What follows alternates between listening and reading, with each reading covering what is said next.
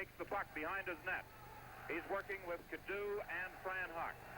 Terry O'Malley along the boards to Mott as the Canadian team has trouble getting it out of there.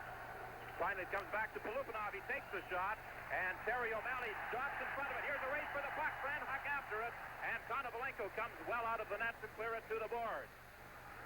Ray Cadu going down and across the line. Still has the puck, gives it to Fran Huck. Huck working from behind the net, plays it back to the point. Terry O'Malley at the point, getting set. Now he works in along the boards, goes to the corner. Canada with the puck in the Russian zone. Right in front of the net, and Konovalenko clears it off to the side. Fran Huck now working from the side of the net, trying to get into position in front. Huck plays it out to Cadu. Cadu tried to center it, and nobody was there. Morris spot behind the net. It's played out into the center ice area. Marshall Johnson races back to his own line after it. He plays it off the boards to Cadu. It goes loose at center ice. Romashevsky knocks it back to his own zone. And then Ragulin plays it off the boards ahead to Firstov. Firstov across the line. He shoots, and Broderick catches it and hangs on for a whistle. John Kenny Broderick certainly been one of the heroes for Canada in this tournament. After Wayne Stevenson was injured in an earlier game, Broderick came in, and he has been brilliant against both Sweden and Czechoslovakia. The face-off to the right of Ken Broderick. Gary Dineen, Jerry Pinder, and Bill McMillan, the forward line for Canada. The defense pairing, Paul Conlon and Barry McKenzie. A pass to the blue line. The puck bounces into the center ice area. It's taken by McMillan. He takes the shot, and Konovalenko kicks it away. Ianov trying to move out. He gets out to the line. It's stolen away by McKenzie. It goes loose, and then it's picked up by Pinder. Pinder shoots it in across the Russian line with Gary Dineen still in there offside.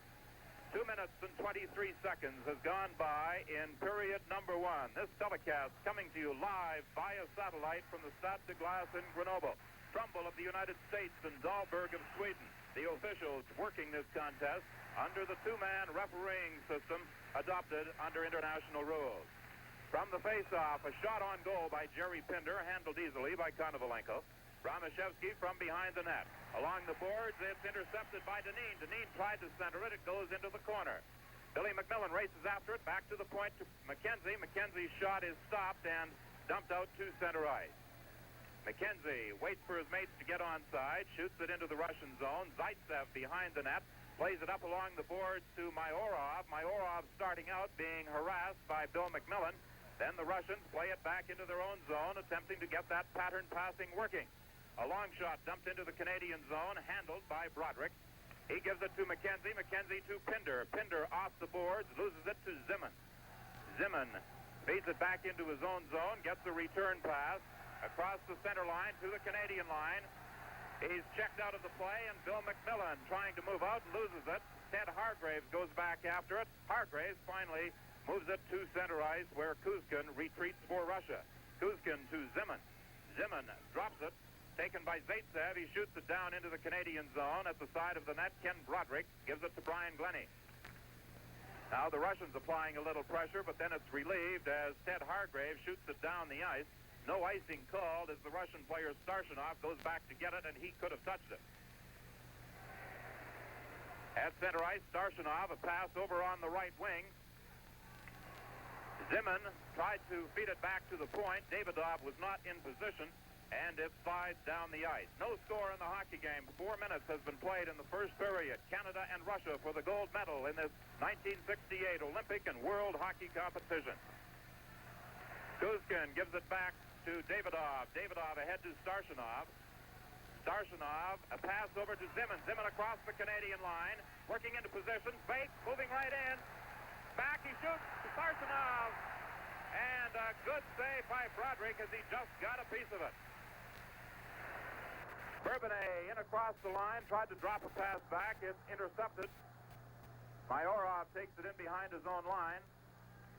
Back to Davidov. Davidov to Vikulov. Vikulov loses it to O'Shea. O'Shea shoots it wide of the Russian net. Ragulin finally clears it to center ice, and then Brian Glennie shoots it back in offside. A close call, Ted, at the Canadian goal. That was very close. It's the first time the Russians have been allowed to start their pattern This one, of course, is for the gold medal. Czechoslovakia already has 11 points after tying the Swedes earlier today. Canada and the USSR both with 10. The winner here gets the gold medal. Fran Huck, Morris Mott, and Ray Cadieux for Canada. Polupanov, Fursov, and Vikulov for Russia. From the face-off, Marshall Johnson along the boards to Cadieux, who dumps it to center ice, and Polupanov retreats after it. He's being chased by Fran Huck. He gets a pass ahead to Vikulov. Vikulov working down, a backhand shot. Broderick juggled it in front of the net and then threw it to the corner. It's back to the point to Ragulin. He takes the shot. It's knocked down by Conlon. Another shot by Ragulin, and then a backhand drive right in front of the net. The Russians trying to get into position. Back to the point to Ragulin. He takes the shot, and Conlon drops in front of that one. Along the boards, finally, Morris Mott freezes it and holds it for another face-off. And Ted, something noticeable throughout the last few games in this tournament, the number of shots that have been blocked by the defensemen, again, obvious tonight. Particularly the older pair of McKenzie and O'Malley, Don. They've been coming on very strong here in the late game. Back to the point to Ramashevsky. His shot into the corner, picked up by Moiseyev. Moiseyev tried to center it, nobody there. Conlon goes after it, plays it ahead to Mott, and Mott just knocked it to center ice. Ionov waits for his teammates to get on side. He shoots it into the Canadian zone. Ray Cadieux along the boards trying to move out. Marshall Johnson steps into Moiseyev as Fran Huck comes up with the puck. Huck gives it to Johnson. Johnson a pass ahead to Mott. Mott couldn't go anywhere as he was checked by Zaitsev. Mott retreats into his own zone. A lead pass intended for Huck, knocked away by the Russians who bring it back. A pass to Moiseyev. He gets set. He takes the shot. A good save by Broderick, and the rebound comes out in front. Another shot at the side of the net bounces high in the air. Fran Huck couldn't get it out as Moiseyev keeps it in. Now it's Marshall Johnson moving out of the Canadian zone. A pass off the board, slides down the ice, and the official Dahlberg of Sweden signals icing, and the face-off will take place back in the Canadian zone. 6 minutes and 26 seconds have elapsed in the first period. There is no score in the game between Russia and Canada for the gold medal. McMillan, Dineen, and Pinder for Canada. Brian Glennie and Barry McKenzie on defense. McKenzie off the boards to McMillan. McMillan tried to get it to Dineen. Dineen was in across the line as Jerry Pinder took a whack at it, and Canada is caught on the offside. The Russians have Starshinov working between Zimin and Mayorov. The great veteran of many Russian victories, Alexandrov, is the extra player in tonight's game and is not dressed. For Canada, it's Herb Pinder. Starshinov brings it back to the Canadian line. A pass to Mayorov is picked off by Gary Dineen, who takes it to the corner, fighting with Zimin, and now Mayorov and McKenzie, and finally McKenzie comes up with it. He's having trouble moving out of there. Finally, he gets it to Jerry Pinder. Pinder plays it off the boards to Gary Dineen. Dineen fanned on a shot. It rolls in behind the net, and then Mayorov starts out for Russia, leading a three-man attack, 3 Canadians back. A drop pass to Zimin. Zimin working in. He takes the shot. Another shot. They bang away. And who's got it? Ken Broderick has it between his pads. Don, that's the first bit of hitting there's been, and Gary Dineen threw a pretty stiff check at the Russian player there. So far, these two officials have indicated, the Swede and the American, they want these fellas to play hockey. He's still down, and it's the first time there's been any type of bodily contact, and the Russian trainer has now left the bench, and you'll see him come into the picture in just a moment. This game is coming to you live via satellite from Grenoble, France.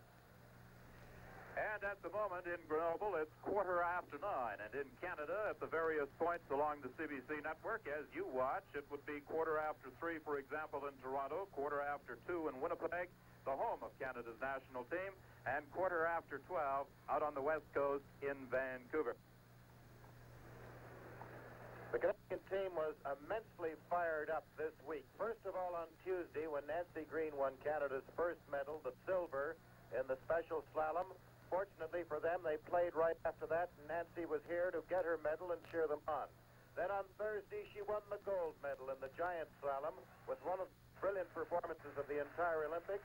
And again, the little ski queen from Rossland was here to cheer on the Canadians. They were rather wishing that she had another ski race today.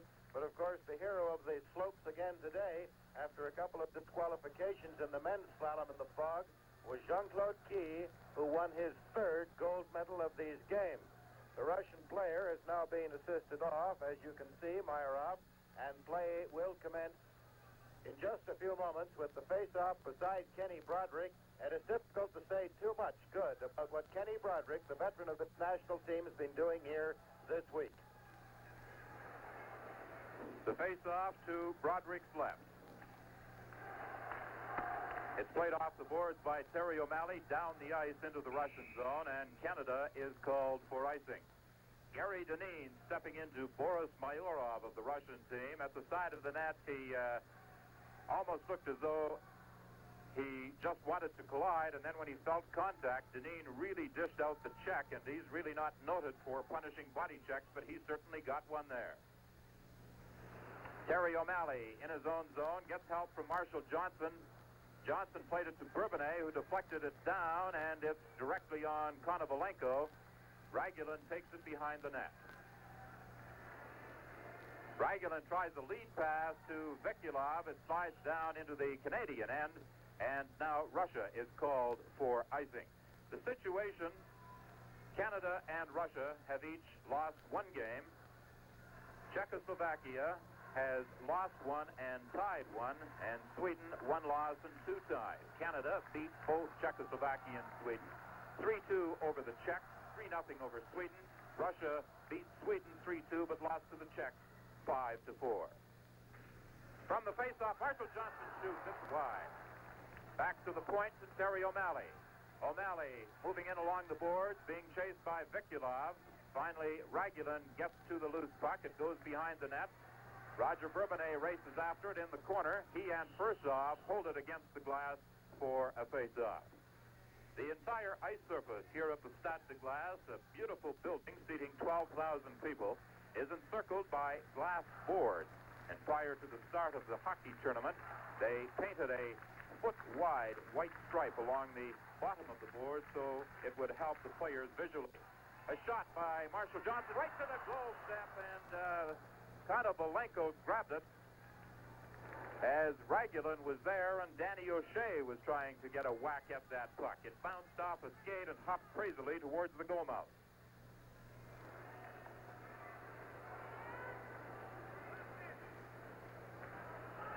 Marshall Johnson couldn't get a shot away, and now the Russians start back.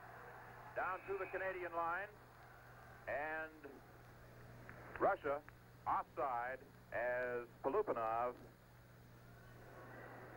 was about a step and a half ahead of the play.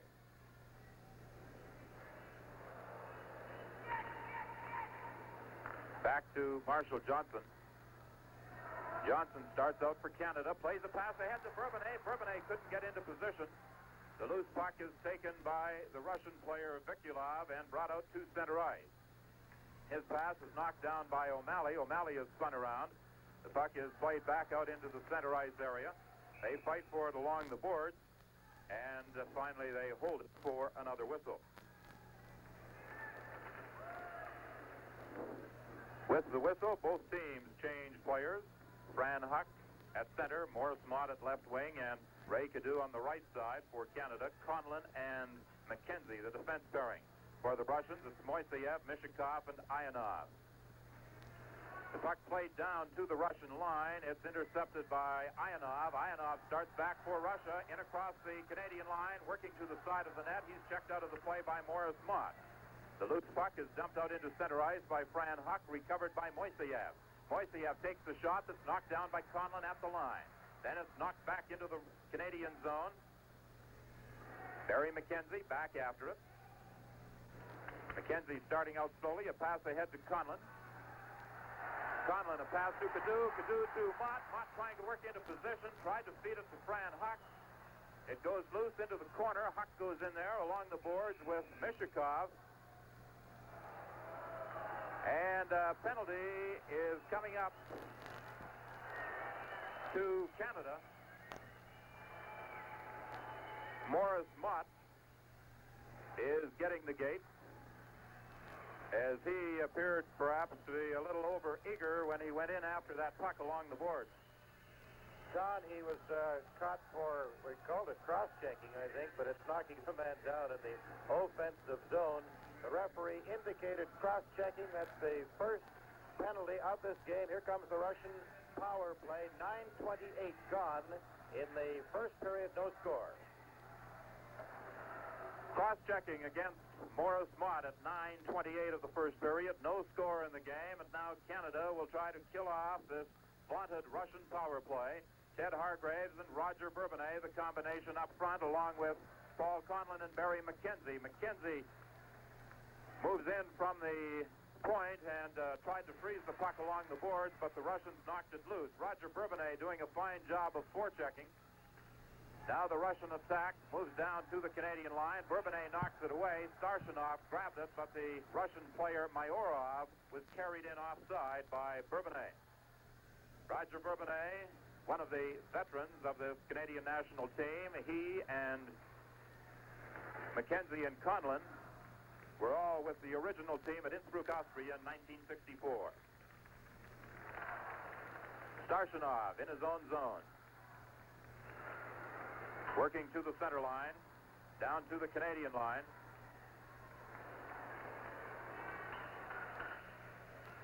He plays it behind the net. It's picked up by Mayorov. Mayorov trying to work in. The puck is knocked away, and Barry McKenzie plays it to the point, but not out as the Russians keep it in. 1 minute remaining in the penalty to Morris Mott. A good move by Barry McKenzie as he dumps it down the ice. It doesn't slide far enough, and there's no icing call. Starshinov back for Russia.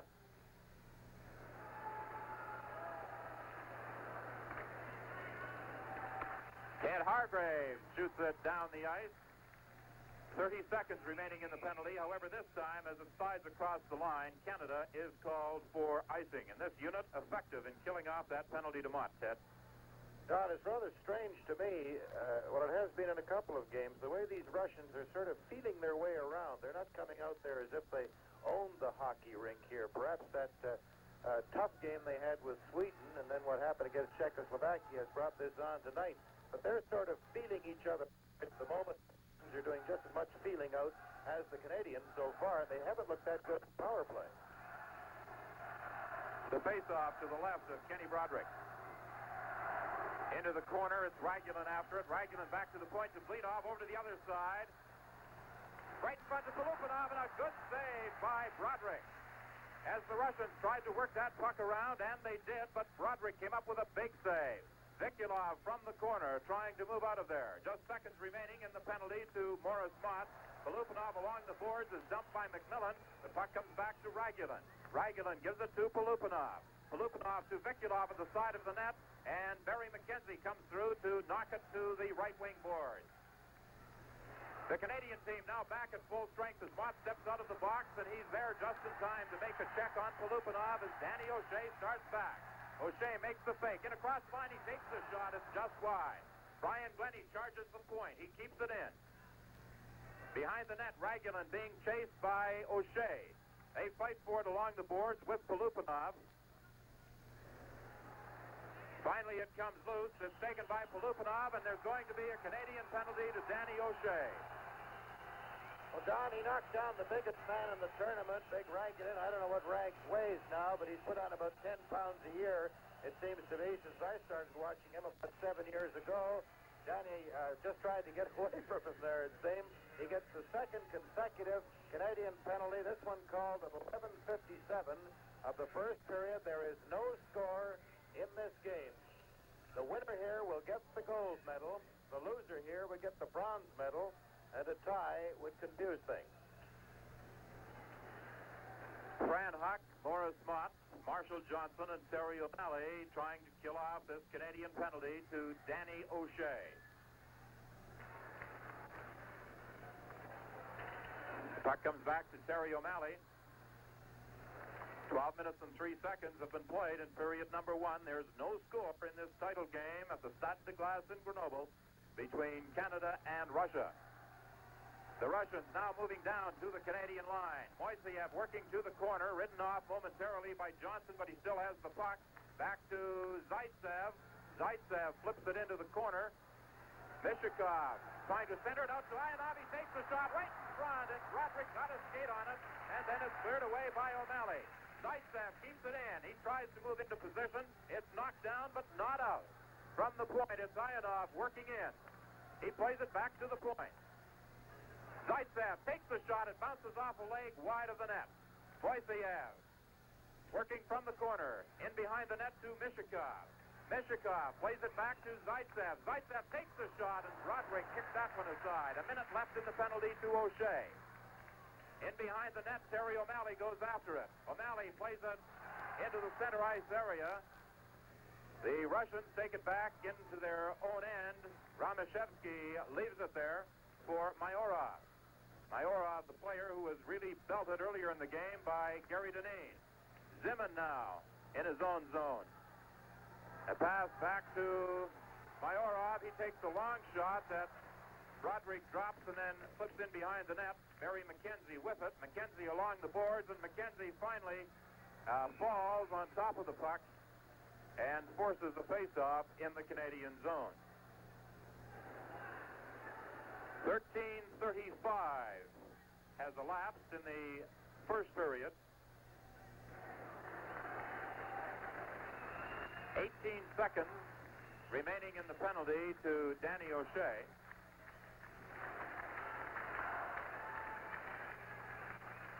Roger Bourbonnais and Ted Hargraves now go out with Paul Conlon and Barry McKenzie back on the blue line. Ken Broderick, the goaltender, and he's been brilliant thus far in the game for Canada. McKenzie plays it behind the net and off the boards to Ted Hargraves, and Hargraves dumps it down the ice. It slides into the Russian zone, and Canada is called for icing. This game, of course, being played under international rules, and in contrast to the rules we're accustomed to observing in Canada, the puck cannot be iced while the team is a man short. 13:44 has been played in period number 1. No score between Canada and Russia.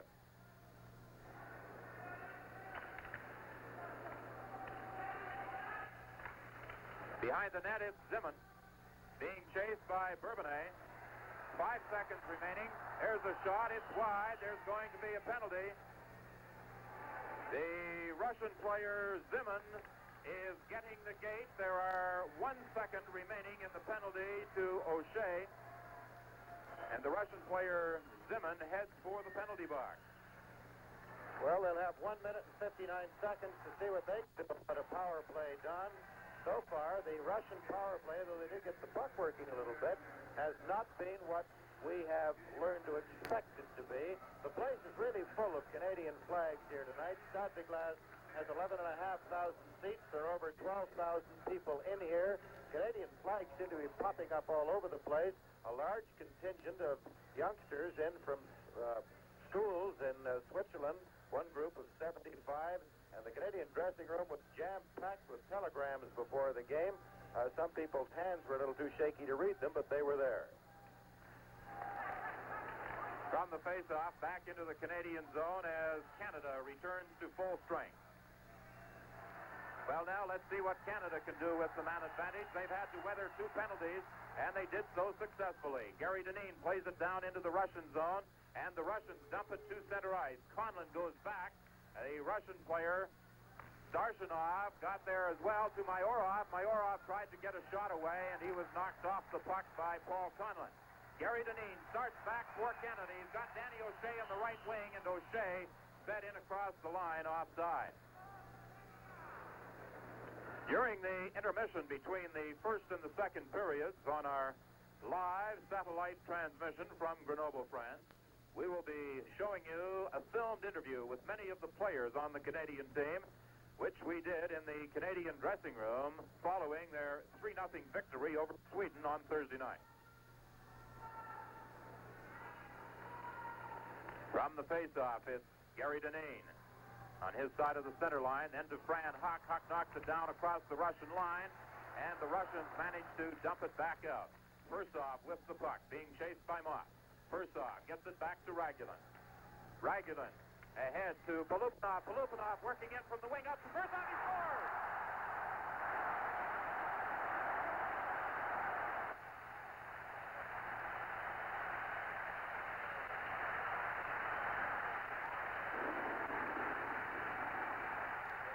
Anatoly Firstov, the leading scorer in this Olympic competition with 10 goals and 4 assists, gets point number 15. His 11th goal on that pass from Polupanov at 14:51 of the first period, and that goal was scored while Canada enjoyed the man advantage.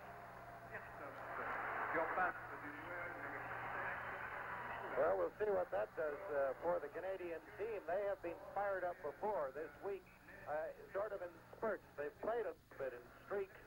We'll see what happens now.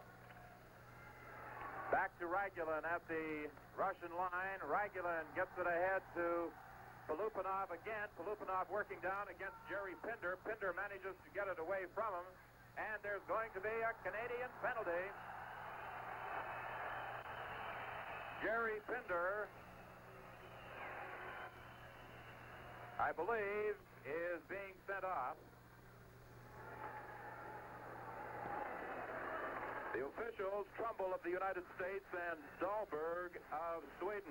Coach Jackie McLeod of Canada's team was hoping he would get the combination of Trumbull of the United States and Silan Korva of Finland. However, this pairing worked the earlier game between Czechoslovakia and Sweden. So now both teams are a man short. With Jerry Pinder in the penalty box, back to Zaitsev. Russia leads 1-0. Zaitsev working against Jerry Pinder. The puck comes out to the side of the net, and it's taken by Marshall Johnson.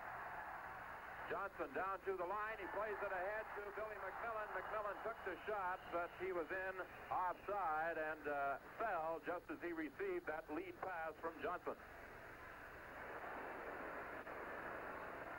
30 seconds remaining in the penalty to Zimin, and the Russians will be back at full strength. Pinder doesn't return till 17:03. He's now served 18 seconds of his penalty. It's 1-0 for Russia. Roger Bourbonnais, Ted Hargraves, Terry O'Malley, and Marshall Johnson for Canada. Zaitsev in his own zone. The puck is dumped to center ice, where Ionov fights along the boards with Marshall Johnson. And finally, Johnson holds it there for the faceoff. Marshall Johnson, who was converted this year from a forward position to a defensive role, has been one of the best Canadian players in this Olympic tournament.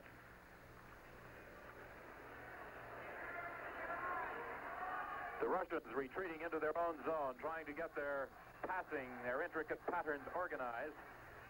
Romashevsky takes it back behind his own net and now starts out in front of the net. Along the right wing to center ice, he shoots it down into the Canadian. O'Malley off the boards to Bourbonnais. Bourbonnais gives it back to O'Malley, and the Russians are back at full strength.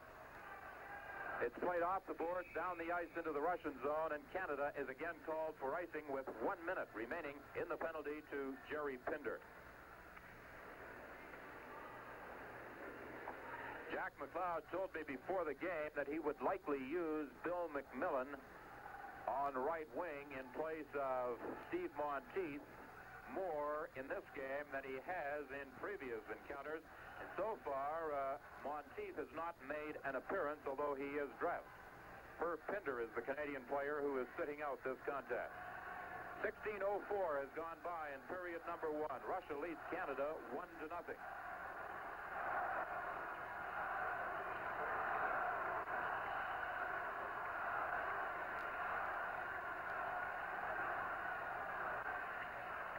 Roger Bourbonnais from the faceoff plays it off the boards to center ice, and Kuzkin goes back after it. Pass over on the left wing to Mayorov, in across the line. He's with Starshinov and Zimin. He plays it back to the point to Davidov. Davidov to Starshinov, back to Davidov, and it slides to center ice as the Russians couldn't keep it in. Kuzkin in his own zone, being watched by Hargraves, gets it to Zimin to Starshinov. Along the boards, they fight for it. Back to Kuzkin. Kuzkin moving in, takes the shot, and Broderick catches it and throws it to the side of the net. But he hung on to it for a whistle before dropping the puck with 30 seconds remaining in the penalty to Pinder. A good contingent of Canadian fans at the Stade de Glace, many of them from Army bases scattered throughout Europe. Many of them Canadians who journeyed over here. In fact, Bob Moyer and I talked to one just before the game who flew over last night specifically for this game from Vancouver.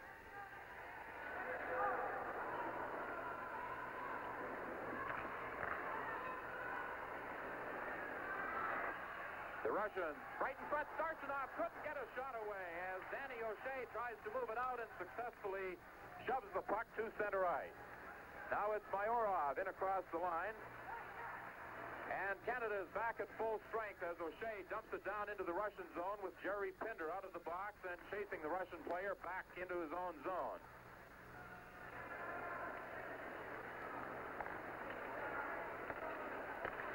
Starchinov at his own line. Dodges a check from Dineen, gives it to Fursov. Fursov dumps it down to the Canadian line. Conlon races after it. Conlon tries to play it out, but Fursov keeps it in. McMillan gets it up along the boards to McKenzie. McKenzie to Gary Dineen. He's got Jerry Pinder. Over to Pinder. He couldn't control it. It slides into the corner, and Fleetov rides him out of the play.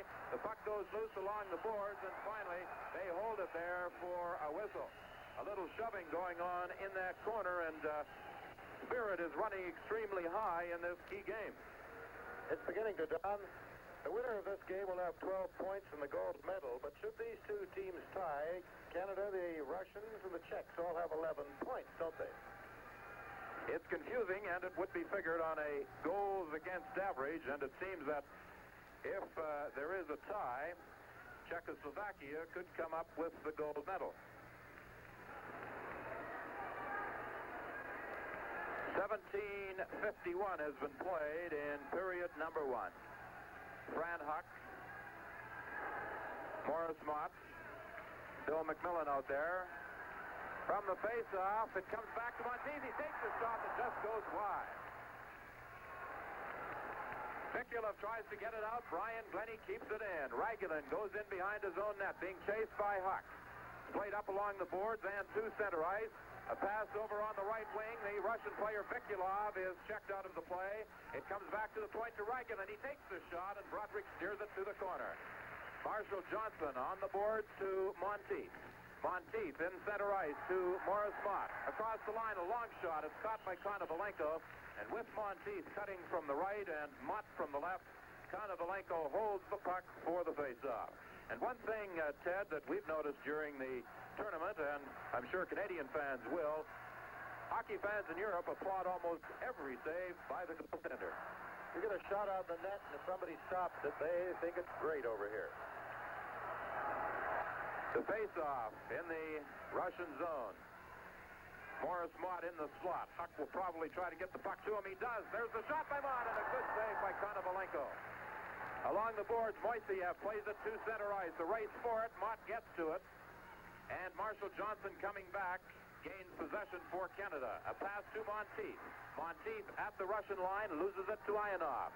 Ianov feeds the pass to Mishikov. Mishikov gives it back to Ianov, who is dumped by Glennie as it's shot into the Canadian zone. Mott tried to move it out. It bounced off a stick and over the boards with 1 minute and 4 seconds remaining in period number 1. It's 1-0 for Russia in this game for the gold medal. This game is coming to you live by satellite from the Stade de Glace at the Winter Olympics in Grenoble, France.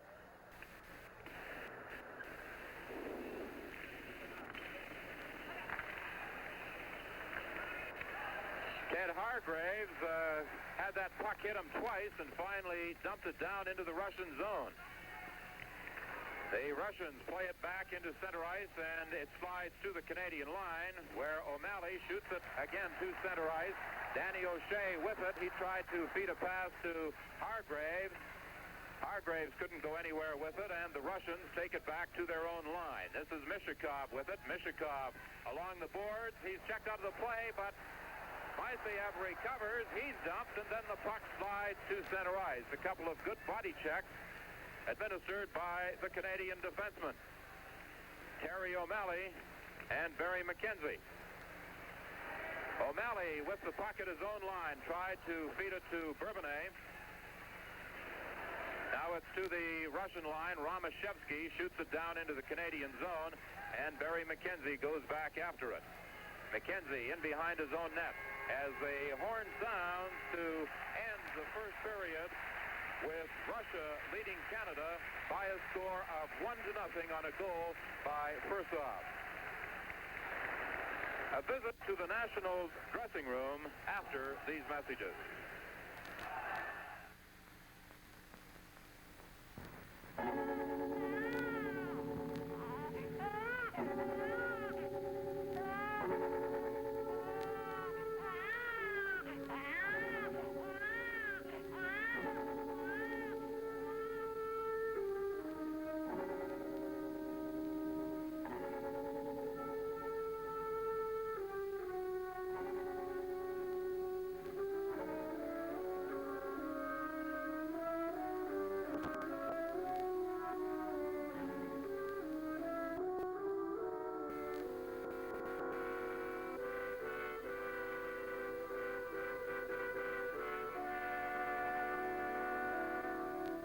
Next time you have a headache, remember, Anacin contains the world's most trusted pain reliever, plus an extra active ingredient.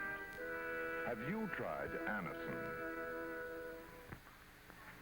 We'll return to Olympic hockey after this message.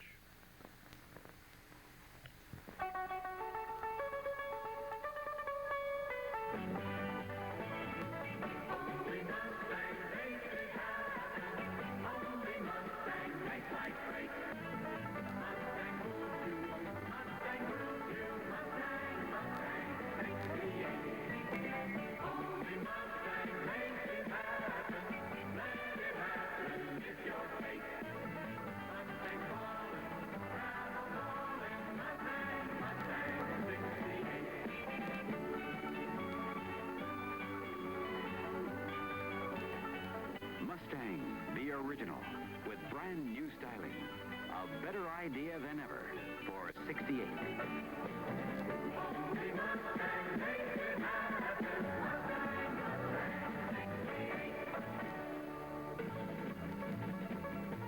Ford has a better idea.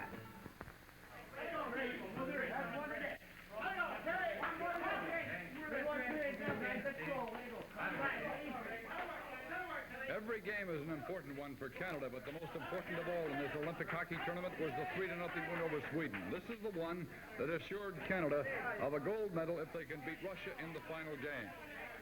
And while in the dressing room, Don Whitman talked to some of the players. Two defensemen who have played extremely well in the last couple of games, in particular against Czechoslovakia and Sweden, Paul Conlon and Terry O'Malley. One more to go, fellas? And I think there's a lot of confidence oozing out of this Canadian dressing room right now, Paul. Well, we're happy with our win today, Don. It's a tremendous team effort. And, of course, we still have that big one on Saturday to win. We were disappointed after we played a terrible game against the Finnish team earlier on in the tournament, but I think we've come back strong. And we all know now we have a tremendous shot at that gold medal, and we'll be giving it everything we got. Well, Paul, both you and Terry are originals on this Canadian team. Terry, a lot of spirit in this dressing room and a lot of optimism, I think, that's been renewed with your performances in the last two games. A win helps a lot, and it's been a great uphill struggle for us, and this it builds momentum, and I hope we keep it up. I think we will. It's like Nancy said, we're either going to give it all, fall, or take the gold. So Saturday's going to be the big one. Did that gold medal performance by Nancy inspire this team a little, perhaps? I think so. Gee, she's a spirited kid, and it has to give you more enthusiasm for sure. Terry, what about this Swedish team? How did they play in comparison to the team you faced in that tournament in Winnipeg? Well, they're a little smoother with the puck. They've brought in 6 or 7 new fellas. They weren't forechecking today like they did in Canada. I'm surprised. They were pulling back quite a bit, and it gives us a chance to get organized and get out. They were maybe 30% stronger, but then we were 50% stronger, so we won it. Sitting next to me is Morris Mott. Thank you, Terry O'Malley and Paul Conlon. Morris, you were skating miles out there today, and your line, Fran Huck and Ray Cadu, has scored a few goals in this tournament. You yourself came up with 4 in that one game against East Germany. How do you feel as you go into that game with Russia? Well, it's all behind us now. The other 6 games might as well not have even been played as far as ourselves and Russia is concerned, because it comes down to one game for first or second spot. At least it should be if they beat the Czechs tonight. Well, this interview, of course, is going to be on between periods during our satellite transmission on Saturday, and one period will have already been played. But what type of game do you think we will be sending to the folks back home on Saturday in that game with Russia? Well, it'll be the type of hockey that Canada-Russia games always are. The fans are used to them from, in Winnipeg there. It's good, close checking hockey and very fast moving. The Russians move the puck extremely well. I think it'll be a very, an exciting game, and I hope they let us go at it a little bit more rugged than the usual international hockey game is, because the Russians like it rugged as well as ourselves. Perhaps you'll be fortunate enough to catch the same referees you had in the game against Czechoslovakia. That's right, I hope so, yeah. Morris Mott, thank you. Jerry Pinder and Fran Huck have just come back after watching Nancy Green receive her gold medal for the Giant Slalom. Franny, it'd be awfully nice if Saturday night you could be stepping up to that podium. That's for sure, Don. I think it was a very inspiring ceremony. I think most of the boys can attest to that. Franny, you skated miles out there today, it seems. Yes, our team played really well. Our defense played exceptionally well, and Kenny played well, and the forward skated and checked. Was the strategy to forecheck the Swedes, who seem to be a pretty good skating team? Our whole strategy is based on our forechecking. That's our key to our game, and if that's going good, our whole game is going pretty well. Jerry Pinder, you're a rookie with this team. You go by the nickname Rook. How did it feel out there? How has the pressure been? Well, the pressure's been something I've never experienced before, but it just seems that, like Coach McLeod says, if the pressure eats at you all day long, that's probably a good sign, and once you get out there on that ice, everything seems to leave you, and we can play our own game. Well, you came up with a goal against the Swedes. Now you're going against the Russian with the gold medal hanging in the balance. You had that game against the Russians in Winnipeg, the 4-2 loss, but you skated well against that club. Do you think you can do the same here? Well, I think so. The win against Czechoslovakia, and then again this win against Sweden, has just lifted this team something unbelievable, and I think that instead of being always feeling maybe we're going to have a bad game, I think everybody feels that maybe from now on in they're just going to be nothing but good games. And I think, like Fran said, if we get that forechecking system working, we're going to give them a lot of trouble. Well, let's hope it works on Saturday. And Danny O'Shea is one fellow who did a lot of it today. It seemed to pay off, Danny. Yes, it did, but I certainly wasn't alone, Don. All the fellows gave 100%. Tremendous team effort, both against Sweden and against Czechoslovakia. Yes, I think we're picking up momentum now. I think in the earlier stages of the tournament, we tended to take our opposition a little bit lightly, but now the boys realize that we have got the horses, and I think we're going to get a gold medal. After that loss to Finland, what happened? All of a sudden you've bounced back. You had a bad game against the U.S., and now you're really playing well. Well, I can't help but think of something that Father Bauer said when he said, we can either go home the bums of the country or the heroes. We don't want to be the heroes, but neither do we want to be the bums. Oh, I think you'd go home as the heroes of the country if you won that gold medal. What do you think, Gary Deneen? Well, I think everybody would be pretty proud of you. Well, I think the main thing is we'd have to be pretty proud of ourselves, especially after the way we sort of forced our backs against the wall in the second game. We knew we had to come up with 6 consecutive good games. We had a few mental lapses along that road, but I do feel that that with this one game going 3 periods of hockey, I wouldn't be at all surprised if we came up with the best game of our lives. Stop. Don't just wax your floor, vinyl wax it. Vinyl wax now has more stainless vinyl than ever. It's so tough, one thin coat can be washed time after time without losing the shine. Vinyl wax resists detergent spills, resists scratches, never yellows. Get stainless vinyl wax from Simonize. 2 cars, same make, same model, but what a difference. One car is rusted, corroded, junked because it wasn't protected.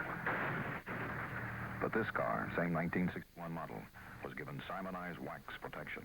And now you can get this protection in one easy step, because Vista combines famous Simonize cleaner with genuine Simonize wax. So in one easy step, Vista cleans, shines, and protects your car against rusting and pitting. Protect it, as car manufacturers now recommend, with real paste wax protection. Remember, Vista cleans, shines, protects in one easy step. Get Vista Cleaner Wax from the Simonides Company. We'll return to Olympic hockey after this message. Here's proof of how a 68 Ford pickup can work like a truck, but ride like a car. We're attaching a large bell to the front wheel hub and another identical bell to the inside of the cab. Witnessing this test are members of the automotive press. Now, watch and listen as our Ford pickup is driven over a bone-jarring torture test road. The bell on the front wheel tells you the wheels are taking a real pounding, but the bell inside is quiet. That's because Ford pickups have two front axles, twin high-beam suspension. It lets each front wheel step over bumps independently, smoothly, absorbing the road shocks and jolts. Inside, your ride is smooth and quiet. Get a Ford-built pickup at your Ford or Mercury dealer. Works like a truck, rides like a car. Ford has a better idea.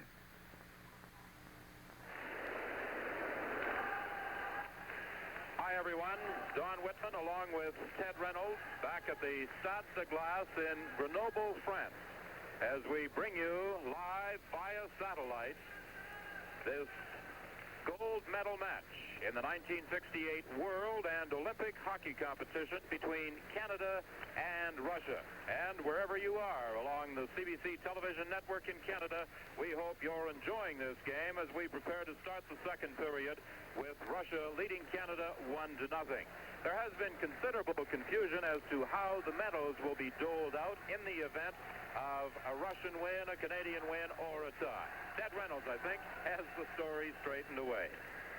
I hope I have, Don. If Canada wins this game, of course, they get the gold medal. If Russia wins it, the Russians get the gold medal. If Canada wins, the gold medal is for Canada. The silver would go to the Czechs, and the Russians would get the bronze.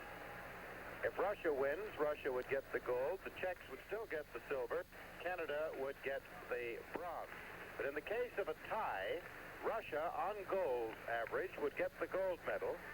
Canada would then get the silver medal, and Czechoslovakia would get the bronze. We know that Finland is not going to win a medal, despite the fact that the Finns are the only team so far to have defeated Canada in this tournament. A few moments ago, while we were sitting here between periods, we heard a little song start up in the stands at one end of the stadium, and sure enough, there were a group of students up there singing that well-known Bobby Jimby song, Can-da-da, and it was going out, and it was very nice. There are 70 students here from Neuchâtel in Switzerland, and all sorts of other people who just seem to pop up in Grenoble. Don, every time I go out in the street, I see somebody with a little Canadian flag. Where are you from? Oh, Moose Jaw or someplace like that. The town is full of...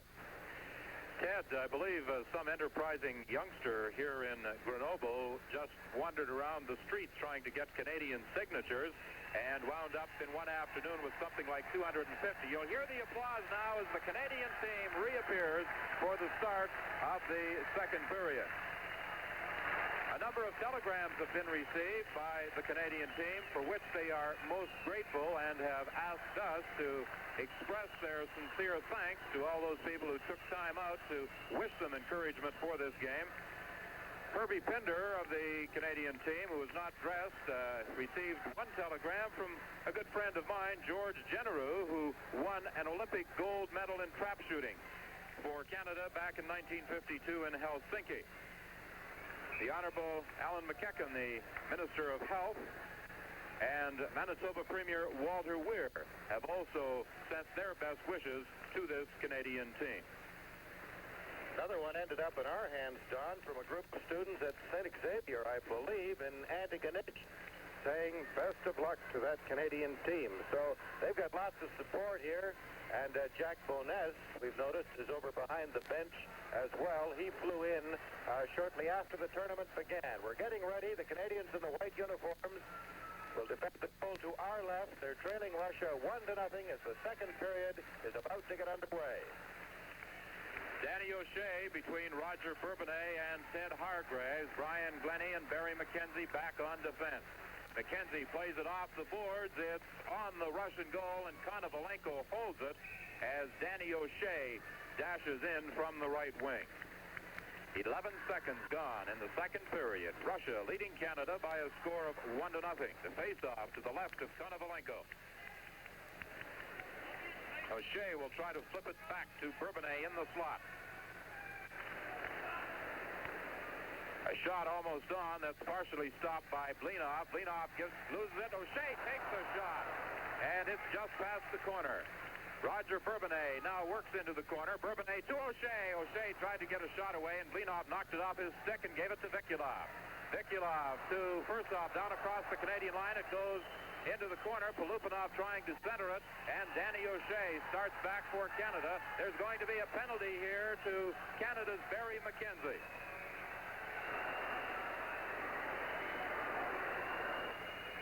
Dahlberg, the Swedish official, calls Barry McKenzie for elbowing.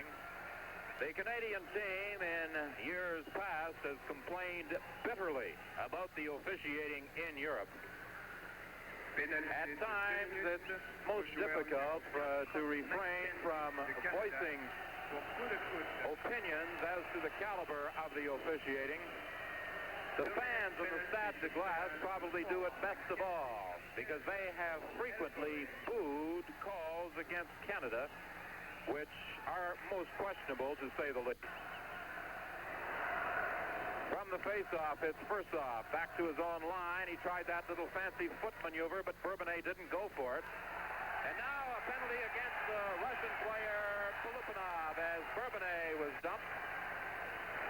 And Polupanov knew it, because Bourbonnais was chasing the puck carrier, and Polupanov definitely interfered with his progress. Don, funnily enough, Canada is not the most penalized team in the tournament by a long shot. Matter of fact, the Russians have more penalties than Canada. Finland is the most heavily penalized team. Elbowing the charge, both teams playing a man short. Ragulin being chased by Fran Huck. Fran Huck has skated miles in this tournament and has done a tremendous job. He's been all over the ice. A long pass to the center ice area is picked off by Terry O'Malley. He gives it to Huck, who in turn loses it. The Russians bring it back to the line. It's Firstov. Firstov moving in. He takes the slap shot. That's off the glass. In the corner, Vikulov tried to play it back to the point. It's taken away by Mott. Mott, a pass over on the right wing to Fran Huck. Huck down across the line, but as he touches it, he's called on the offside. 1 minute and 25 seconds has been played in period number 2. 1-0. Russia leads Canada on a first period goal by Firstov. McKenzie was penalized in the second period at the 38-second mark. And then Polupanov at the 50-second mark. The face-off just outside the Russian blue line. Go Canada go, a chant echoing throughout the Stade de Glace. Mayorov plays it back into his own zone. Fran Huck steals the puck and then runs into a jam-up of players, and Mayorov starts back for Russia. Fran Huck comes back to take it away from him. Huck dodges a check over to Morris Mott, and he couldn't catch up with it. Kuzkin takes it behind his own net. To Mayorov. Mayorov off the boards into the center ice area, down into the Canadian zone as it crosses the line. Russia is called for icing. The penalized Canadian player will be back at 2 minutes 38 seconds, which is just over 30 seconds from now. That's McKenzie. That'll give the Canadians a short man advantage of about 12 seconds until Polupanov returns. In the first period, the Canadians took 3 penalties, and Russia had 1. The Russians scored their goal while killing off the only penalty they had. That was to Zimin, and a minute after he went into the penalty box, Firstov got the only goal of the game. The face-off in the Russian net to the left of the goaltender, or rather in the Russian zone. Gary Dineen over to Marshall Johnson. Johnson back to Dineen. Dineen in front to McMillan. He tried to deflect it. It went high in the air, and Mishikov starts out for Russia. Mishikov chased by McMillan. It's played back into the Russian zone. Romashevsky back after it. Romashevsky moving up the left wing to the Canadian line. He dumps it in, then runs into Marshall Johnson. Behind the net, it comes out in front. Johnson having trouble. It's tied up in his skate. And the Russian player gets to it, and then McMillan gets his stick on it, and finally it winds up on Conlon's stick. Conlon shoots it down into the Russian zone. In behind the net, Romashevsky starts out. He turns. He's being chased by McMillan.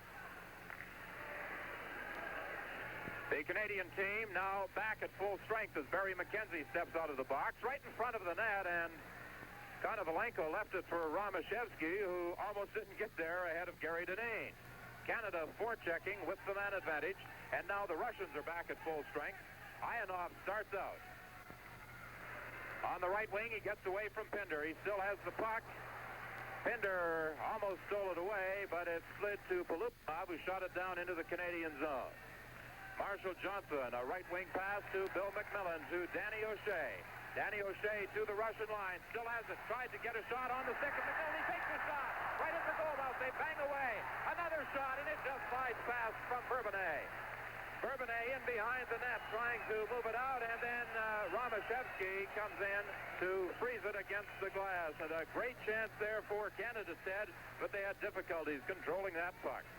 That's certainly the most anxious moment of the game for Konovalenko. And three Canadians had different opportunities, but they were all ganged up in front of the net.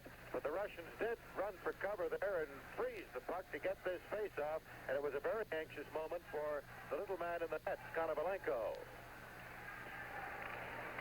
From the face-off, Hargraves, the backhand shot right on. Konovalenko throws it off to the side.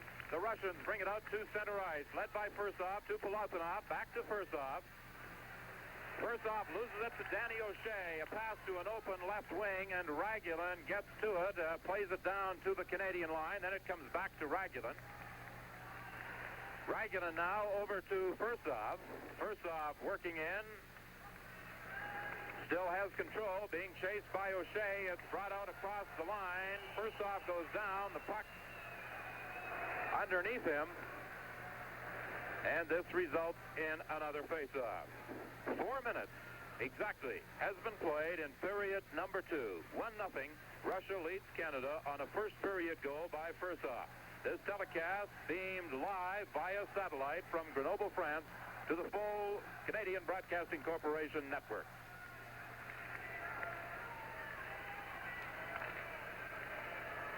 Barry McKenzie dumps it ahead to Roger Bourbonnais. Bourbonnais over to Hargraves, who shoots it into the Russian zone. Blinov behind the net, up along the left wing boards. Fursov tried to get it out. McKenzie held it in.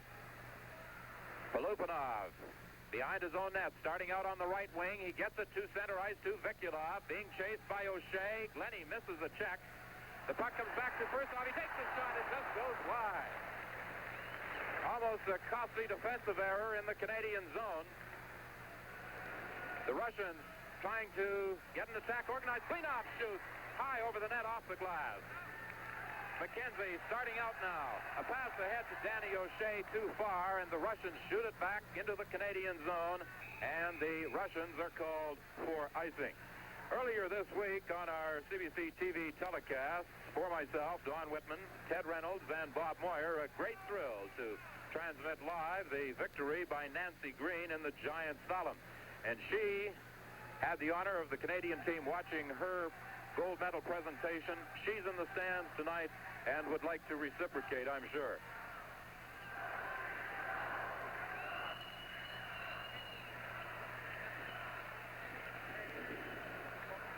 Kuzkin, a pass on the right wing. Zimmern turning at his own line. Fran Huck doing a fine job of checking. The puck played to center ice. It's broken up by Mott. Mott gives it over on the wing to Huck. Huck carrying it into the corner, being bothered by Kuzkin. Finally, it goes loose. Davidov having trouble against Morris Mott. They fight for it along the boards. Fran Huck moves in, and it results in a whistle and another face-off. The Canadians beat the Czechs, and they beat the Swedes, Don, in 2 excellent hockey games by beating them to the puck. Particularly that fast Swedish team. They're on top of them all the time. Kuzkin turning in his own zone. A pass up along the wing. It's deflected to Starshinov at center ice. Starshinov plays it off the glass down into the Canadian zone. Behind the net, Marshall Johnson recovers. He gives it to Monteith. Monteith loses it. and manages to recover, but the Canadians having difficulty getting it out. Finally, Marshall Johnson knocks it to center ice. Zimmern brings it back in. Zimmern working to the corner. He's ridden out of the play by Conlon. The puck comes back to the stick of Fran Huck. He loses it to Zimmern. Zimmern checked by Morris Mott. The loose puck taken by Conlon. Conlon, the pass to Steve Monteith. He's got Huck with him. Over to Fran Huck. Huck going in. He takes the shot. A good save by Konovalenko. Huck slid right past the goal mouth. Tried to bat in the rebound. And I think Fran Huck may be hurt. No, he appears to be all right. He slid into the glass. And it has seemed that he may have been hurt. Listen to the round of applause for Franny Huck. Little guy has had a great tournament. He's the top scorer for Canada coming into this game with 9 points, and he has been most people's choice as all-star center. In the Russian zone, Brian Glennie moves up from the point to hold it in. Bill McMillan then knocks it down. Gary Dineen gets to it. He tried to play it back, and it's intercepted by the Russians. Moiseyev on the left wing, in across the line. He takes the shot. It bounces off a leg. Jerry Pinder races into the corner after it. Pinder plays it up along the boards, intended for McMillan. Romashevsky keeps it in. It comes back out to Moiseyev. Moiseyev working against Terry O'Malley. O'Malley falls. Mishikov to Moiseyev, and Brian Glennie knocked it off his stick.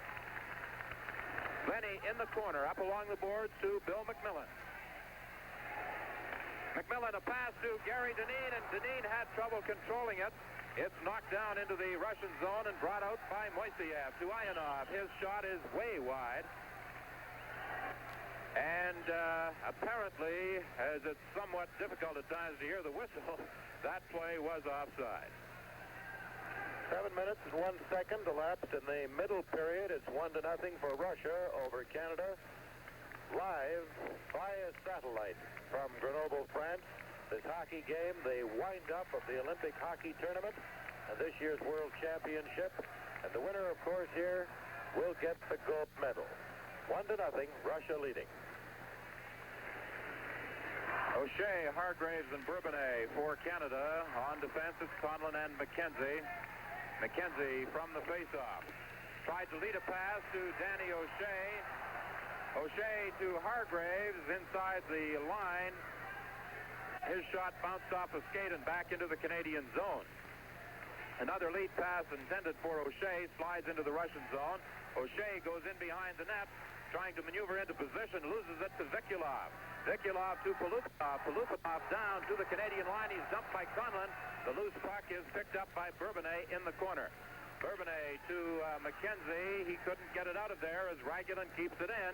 Ragulin at the side of the net tried to center it. It's knocked down, and Bourbonnais starts back for Canada. Bourbonnais across the center line, down and across the line, and Danny O'Shea was astride over the Russian blue line offside. 1-0. Russia leads Canada. A first period goal by Fursoff has stood up through 7 minutes and 50 seconds of the second period. Against this big, strong Russian team, Danny O'Shea is carrying a big load for this Canadian team because he's a big, rangy kid. He's strong. He's, I think, a little deceptively fast. And he's been hustling in there, trying to get those lead passes. He's been very dangerous. Fran Huck between Morris Mott and Steve Monteith. Monteith couldn't get a shot. Morris Mott does, and it's just wide. Zimmern starts back on the wing, gets it out to center ice. The puck knocked down by Fran Huck, who falls into Starshinov, and then Davidov flips a long one into the Canadian zone.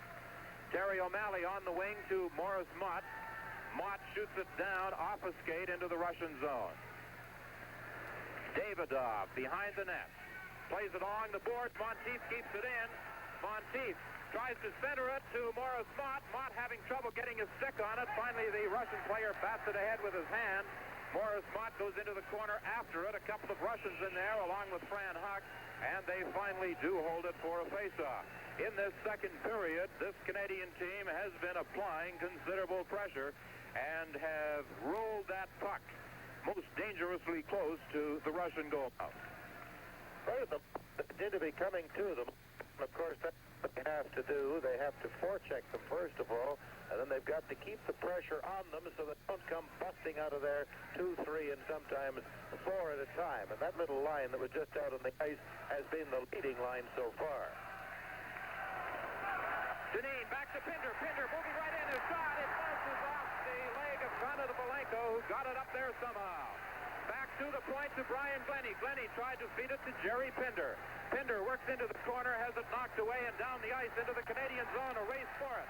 Moiseyev going after it. He takes the shot just wide. Back to the point to Romashevsky. He takes the shot. It deflects off a stick and in behind the Canadian net. Glennie plays it along the boards to Pinder. Pinder dumps it to center ice.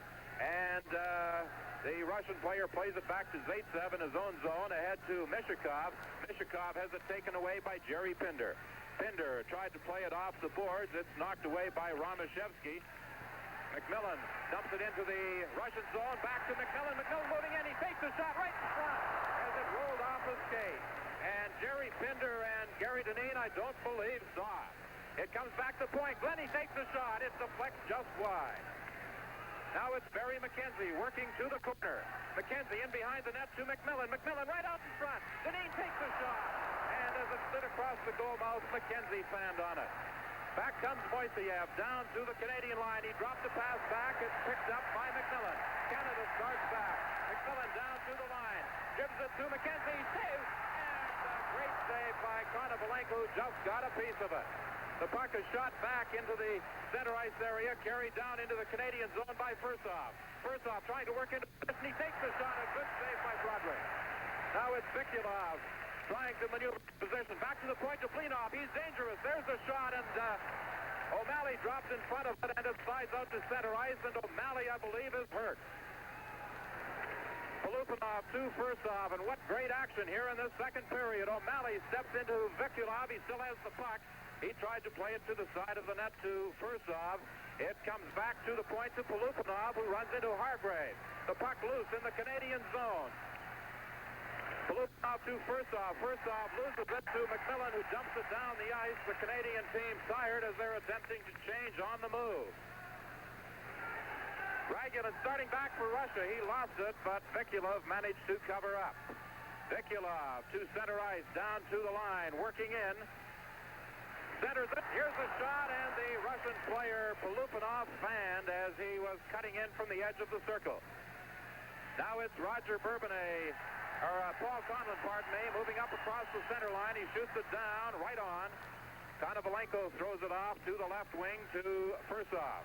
Fursov shoots it down into the Canadian zone, but Zimmern was in offside. Ted, some great action.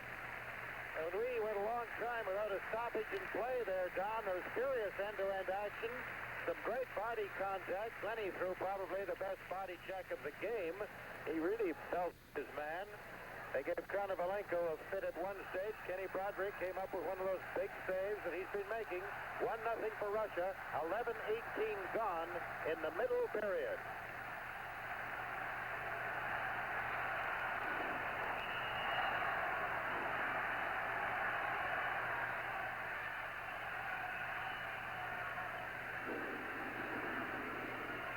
The face-off to the left.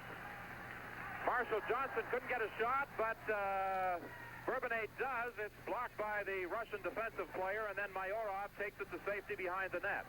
Mayorov off the boards to Davidov. Davidov being chased by O'Shea.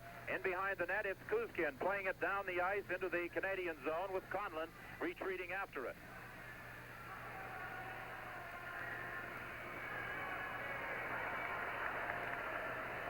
Conlon dodges one check. He starts out trying to give a pass to O'Shea. It's intercepted by the Russians. The Russian Starshinov to Zimmern. It's knocked back to center ice. This is Bourbonnais. He loses it. Now Danny O'Shea goes after it. Back to Paul Conlon. Conlon has to race after it and then bangs it off the boards to Hargraves. It's knocked back in and then quickly back out. Hargraves with Bourbonnais. Over to O'Shea. O'Shea takes the shot. It's wide. Bourbonnais at the side of the net tried to center it, and how about that? It winds up on the top of the net. They're working on O'Malley over there on the bench. He went off, limping, as you mentioned. He was shaken up a little bit, but he finished his shift before he left the ice. But it's very fortunate the way this one is going that the Canadian team is in the competition it is enjoying this year as, for instance, compared with last year. The face-off just outside the blue line. It's knocked in. Morris Mott pursuing the Russian defenseman Romashevsky. Fran Huck also in behind the net as the Canadians are doing a fine job of forechecking. Brian Glennie tried to move up from the point. He did break up the attack, but the Russians finally get it back. Mishikov in across the line. He falls. And starting back is Barry McKenzie. A pass over to Fran Huck. Huck tried to dump it over to Monteith. It's knocked down the ice. Here's a breakaway for Mishikov. Mishikov going in. He scores!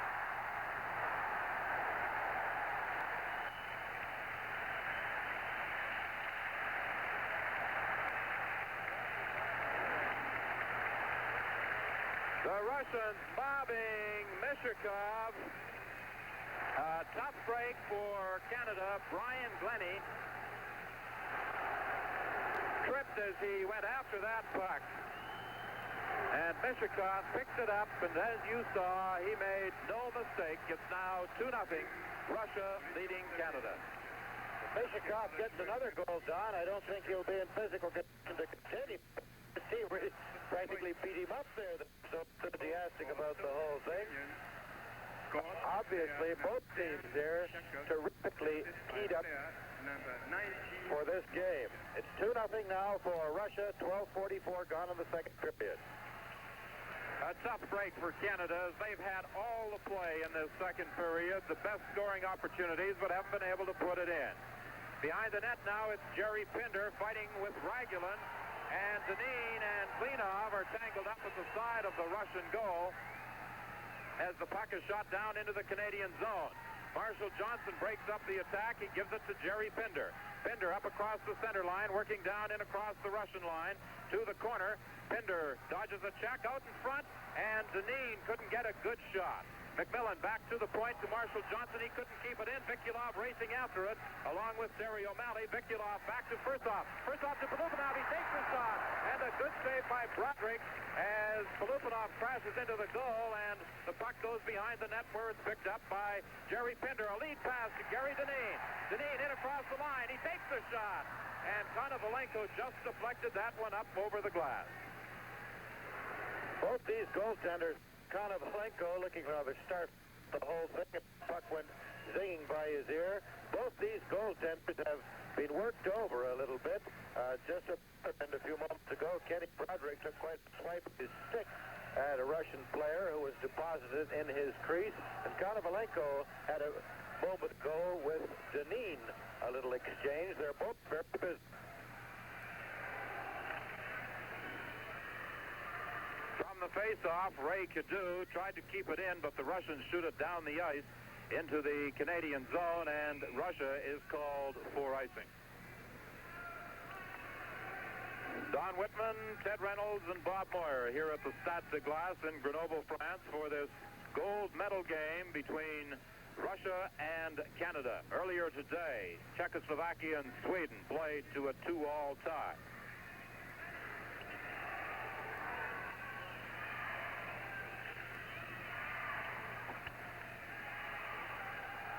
Zimmern starts out for Russia, working across the Canadian line. Conlon knocked the puck away from him, and Cadieux recovers, but Cadieux lost control of it as it comes to the blue line and then is knocked out and frozen against the glass for the face-off. 14:05 has been played in the second period. 2-0, Russia leads Canada. A first-period goal by Firstov, one in the second period by Mishikov. Kuzkin to Davidov. Davidov on the left wing to Mayorov, to Starshinov in across the Canadian line. McKenzie takes it behind the net, then along the left wing to Hargraves, who dumps it to center ice.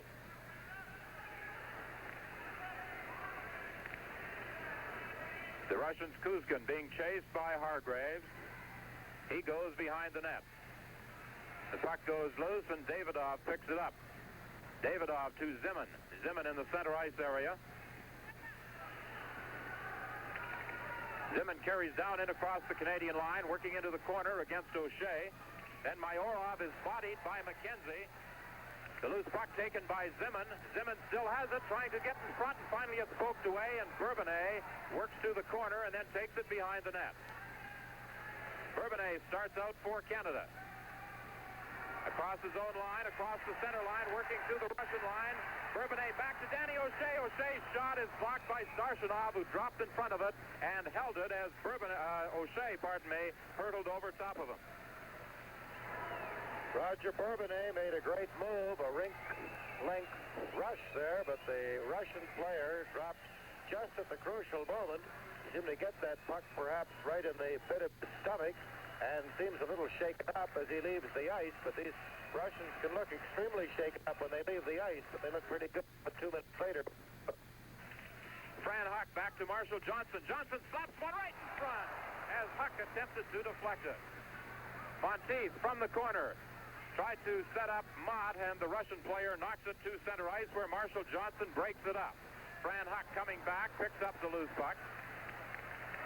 Huck shoots it down into the Russian zone. He races after it. In behind the net, it comes along the boards to Monteith. Monteith back to Huck. Huck trying to center it at the side of the net. It's cleared away. The Russians finally get it out to center ice where Morris Mott recovers for Canada. He takes a long shot that Konovalenko deflects into the corner. Fran Huck tried to center it. Ionov starts back for Russia, being bothered by Mott.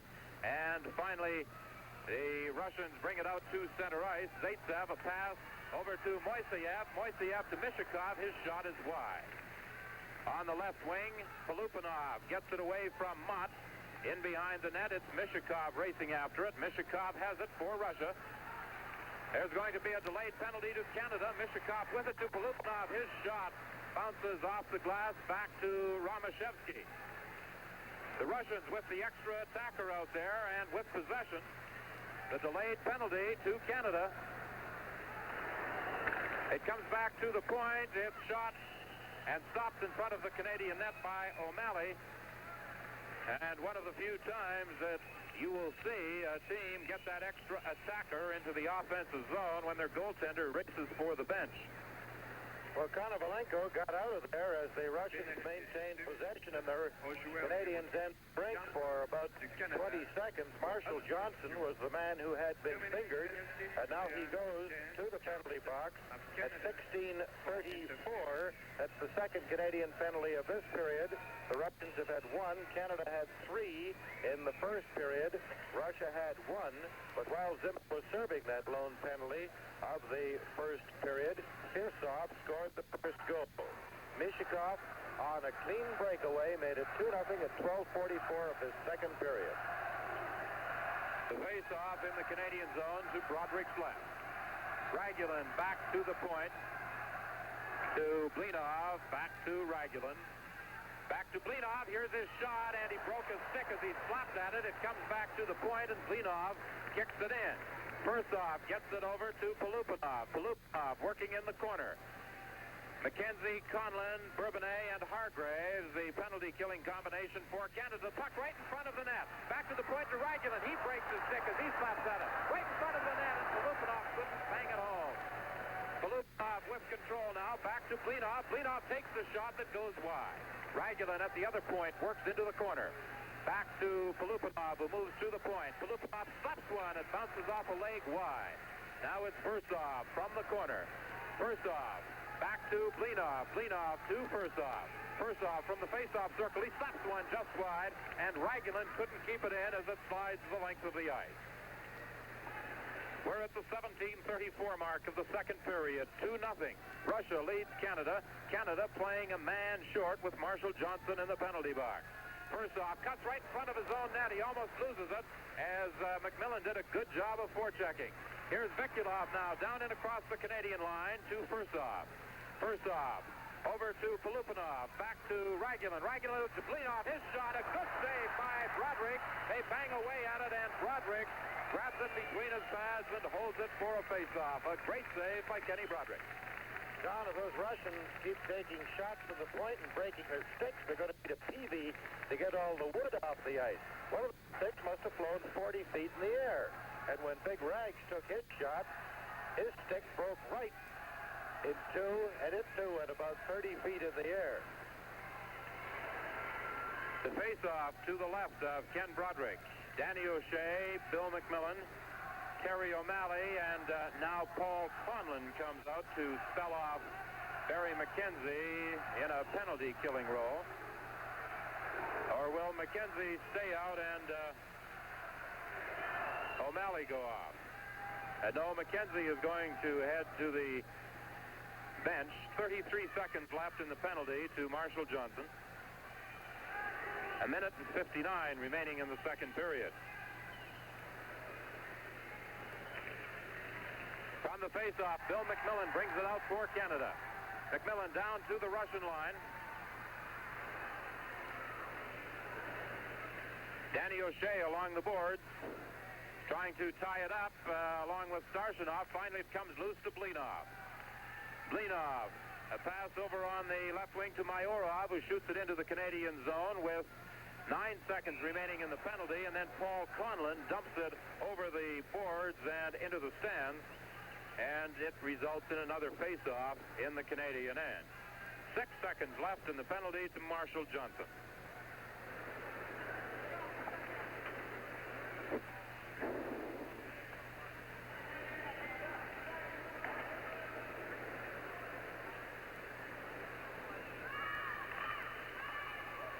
From the face-off, Mayorov tried to feed it back to the point to Davidov, and Danny O'Shea breaks out for Canada. A long shot is just wide.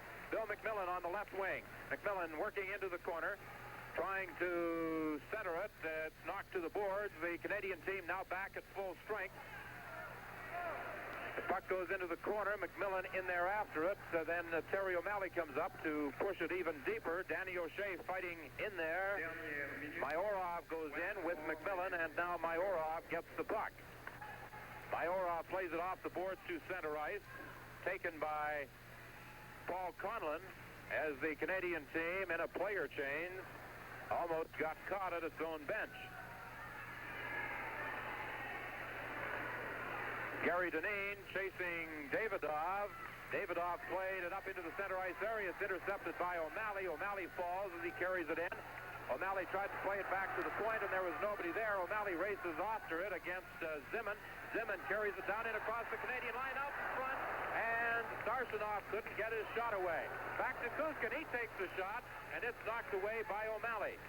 In the corner, Barry McKenzie fighting with Starshinov, and they hold it against the glass with 16 seconds remaining in the second period. 2-0.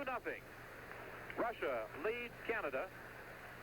And this CBC TV telecast coming to you live via satellite from the Stade de Glace in Grenoble, France. I hope you're enjoying the telecast. I'm sure you would be if the score was reversed.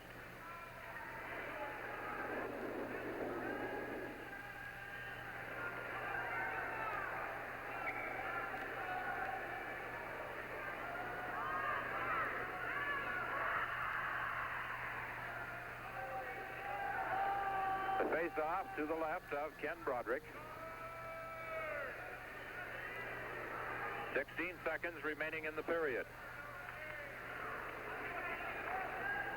It's centered and knocked away, and then Moiseyev comes up with it. Spun around by Huck, taken by O'Malley. O'Malley dumps it down into center ice. With 1 second remaining, Mott trying to get a shot. He does, just as the horn sounds to end the second period. The puck caught by Konovalenko, and the score at the end of the second period, Russia 2 and Canada 0. Ted Reynolds talks to Frank Shaughnessy, Canada's chef de mission for these 10th Winter Olympic Games, after this brief pause.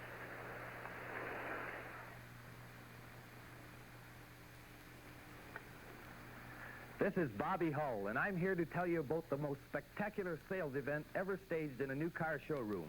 The Bobby Hull Winter Carnival, now at your Mercury dealer.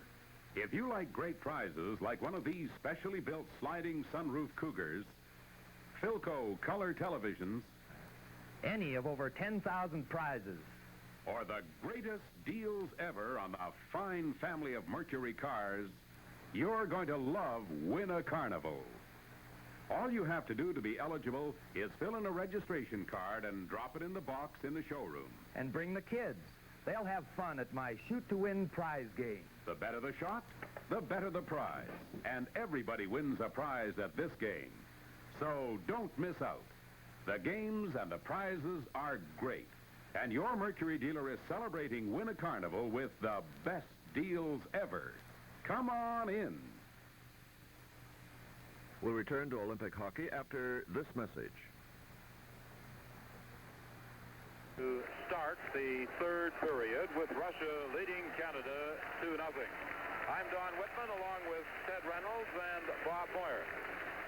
And we certainly hope that on this Saturday afternoon back in Canada, now 11:15 in Grenoble, that you're enjoying this live satellite coverage of this final game in the Olympic and World Championship.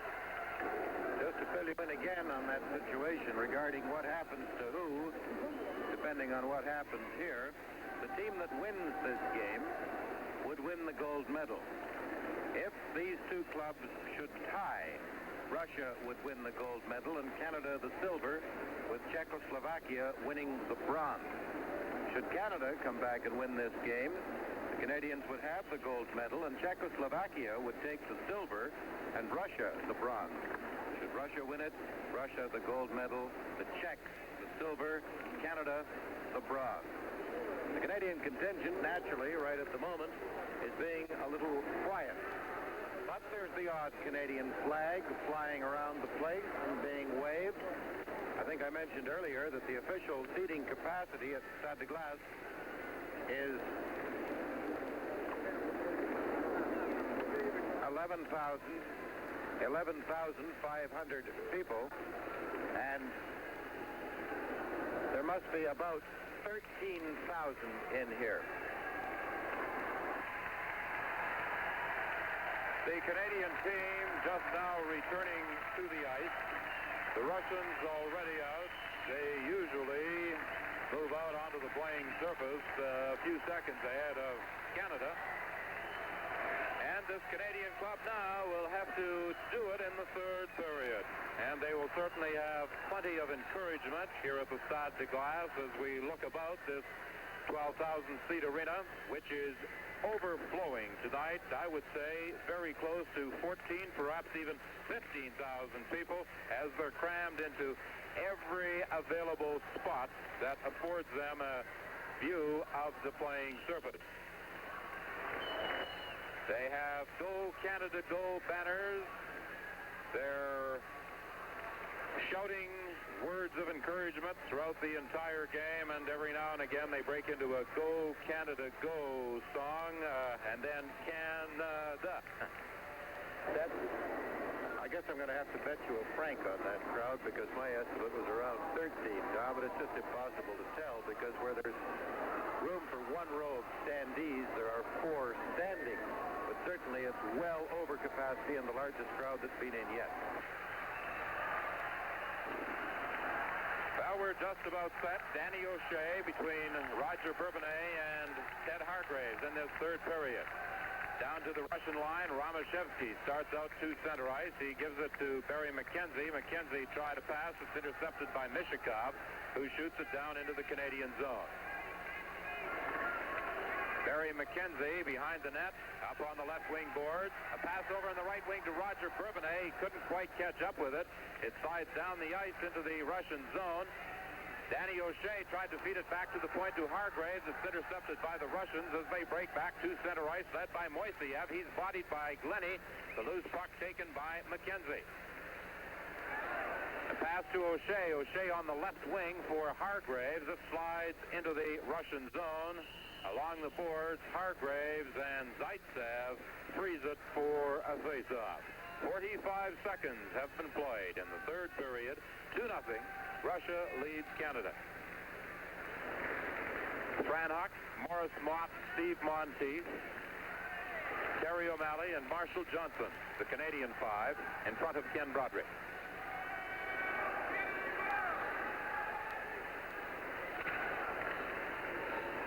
In behind the Russian net, Kuzkin is the puck carrier. A long pass to Starshinov. Starshinov at the Canadian line. Stops and goes back to center ice. The Russians again with that puck. A pass to Zimin. Zimin breaking right in, and Morris Mott came back to knock it away. But now Zimin has it again in the corner.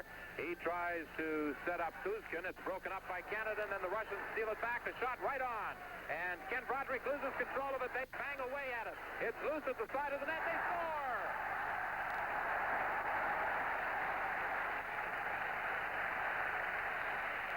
Well, that unfortunately could be a deciding blow to Canada's hope. A case of Ken Broderick having trouble controlling that puck as he made the initial save. And then the Russian players, as it bounced loose, whipping it in. And Canada now trails 3-0. Well, as you pointed out, as we were able to see, Don, Broderick just had no chance. Once he got out there, sprawled in front of that net. That makes it 3-0 for Russia. 1:21 was the goal time. Starshinov, the marksman for Russia. The Russians bring it back to the Canadian line. Then Conlon dumps it to center ice. Fursov loses it to McMillan. It goes down into the Russian zone as Blinov falls. And now the Russians start back. On the right wing, Polupanov into the Canadian corner. Tried to center it. It's knocked away by Jerry Pinder. Pinder coming back for Canada. Working down in across the Russian line. Works to the corner. Loses it. Comes back to the point. Conlon keeps it in. Plays it to Dineen. Dineen at the side of the net. Couldn't get it out.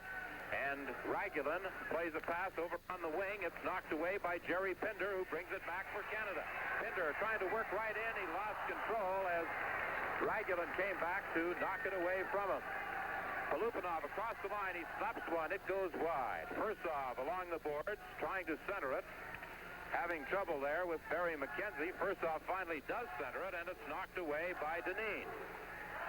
Dineen along the boards decides to hold it there with Fursov and McKenzie for the face-off. 2 minutes and 37 seconds elapsed in the third period. 3-0. Russia leads Canada. The Russians got the first goal while killing off a penalty. Fursov scoring at 14:51 of the opening period. Then it was Mishikov on a breakaway midway through the second. At 1:21 of this third period, Starshinov making it 3-0. At the top of the face-off circle in the Canadian zone, the puck is knocked down into the Russian zone. A race after it. Bourbonnais going down against Romashevsky. They get to it at about the same time and hold it against the glass for another face-off in the Russian end. This telecast of the Canada-Russia game coming to you live via satellite from Grenoble, France on the full CBC television network. Brian Glennie to Bourbonnais. A backhand shot is wide. Hargraves along the boards trying to maneuver into position. Loses it to Mishikov. Mishikov couldn't get it out as Bourbonnais kept it in, but he couldn't get a shot away. Mishikov now shoots it down the ice into the Canadian zone, and Russia is called for icing. The Russian team has all the top marksmen. Fursov's goal was his 11th. He has 15 points. Polupanov came into this game with 12, then Vikilov and Starshinov, each with 10, tied with Josef Galanka of Czechoslovakia. From the face-off, it's shot out to center ice. Ted Hargraves fires it back into the Russian zone. Romashevsky takes it behind the net. Bourbonnais now comes up with it for Canada. Bourbonnais behind the net. Is dumped as the puck goes loose. Moiseyev in the corner. A long pass is kept in by Brian Glennie. Glennie to Cadu. Cadu trying to get a shot away. A backhand drive. It's just wide. Back to the point to Glennie. Glennie having trouble keeping it in as it's knocked to center ice. And Ted Hargraves goes back after it. Hargraves tried to feed a pass to Terry O'Malley on the wing. It's broken up by the Russians. Mishikov to the Canadian line. He's checked out by Terry O'Malley, and Hargraves picks up the puck. Hargraves now on the right wing, ahead to Steve Monteith. Monteith at center ice, loses it to Starshinov, to Mayorov, and it's intercepted by Brian Glennie. Glennie, a pass on the left wing to Monteith, in across the line. Monteith working, centering at nobody there as the Russians clear it off, and it's picked up by Starshinov. Starshinov leaves it in the corner for Zimin. Zimin plays it to Davidov. Davidov loses it to Terry O'Malley. O'Malley having trouble controlling it as he works to the corner. Then it's taken by the Russian player on the right wing to Kuzkin. Kuzkin ahead to Fursov. Working down in across the line. His centering pass is caught by Broderick, dropped, and then recovered by the Canadian goaltender.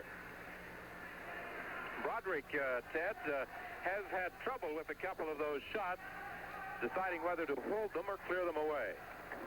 He seems more unsteady in this game since the first few moments than he was certainly in the previous two games, because he did come up with some brilliant efforts earlier in the week.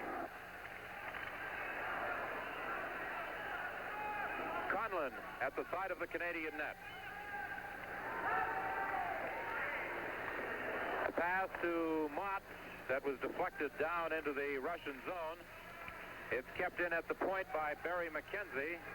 Mayorov takes it into the corner, plays it along the boards, but not out as Mott keeps it in. Mott then loses it, and the Russians start back. A right wing pass to Mayorov across the Canadian line, over to Starshinov. He takes the shot, and a good save by Broderick. The puck goes loose, and Broderick well out of his net to knock it away. Now it's Conlon for Canada. Across the line, offside, was Fran Huck. And the faceoff will take place outside the Russian blue line.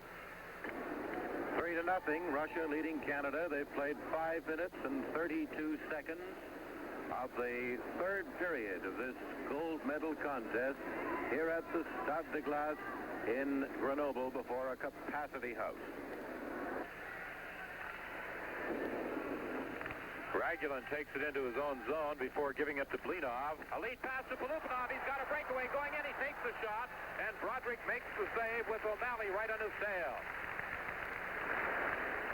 Polupanov with that puck again, and now he loses it. Gary Dineen at center ice. He couldn't go anywhere, and the Russians come back. A right wing pass to Vikulov. He's bodied out of the play by O'Malley. Marshall Johnson takes it for Canada. Johnson having trouble getting out of there as he's being chased by Vikulov. He starts up the right wing. A pass ahead to McMillan. McMillan to Dineen, but the officials rule that it was an offside pass.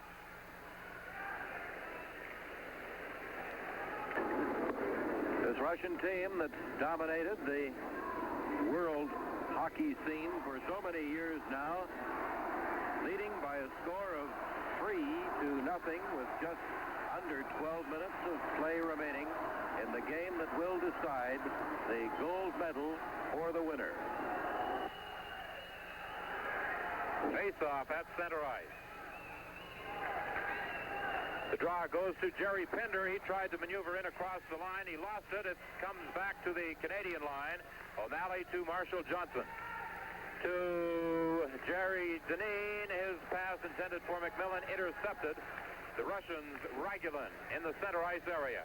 A pass ahead to Polupanov. Polupanov working in. He's spun around and down. Another shot by Fursov as it goes wide. The Russians, Blinov in center ice, plays it over to Ragulin. Ragulin to Polupanov. Polupanov to the Canadian line, and then Vikulov carries it in. Dineen runs into Polupanov as Jerry Pinder goes down, and they hold the puck against the glass for the faceoff. Danny O'Shea now just returning to the ice. Apparently he had some problems with his skate. Trainer Scotty Clark just returned it to him a few seconds ago, and he hurriedly laced it on, and that's one of the reasons he's missed a couple of shifts. The puck to center ice. Zaitsev to Kuzkin, off the board to Moiseyev, who bats it into the Canadian zone. Brian Glennie behind his own net, starting out. A left wing pass to O'Shea. O'Shea tried to feed Bourbonnais. It's too far. It slides down the ice into the Russian zone.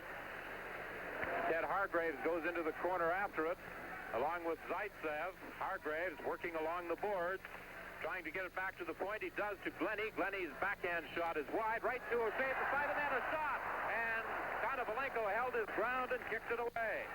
Back comes Russia.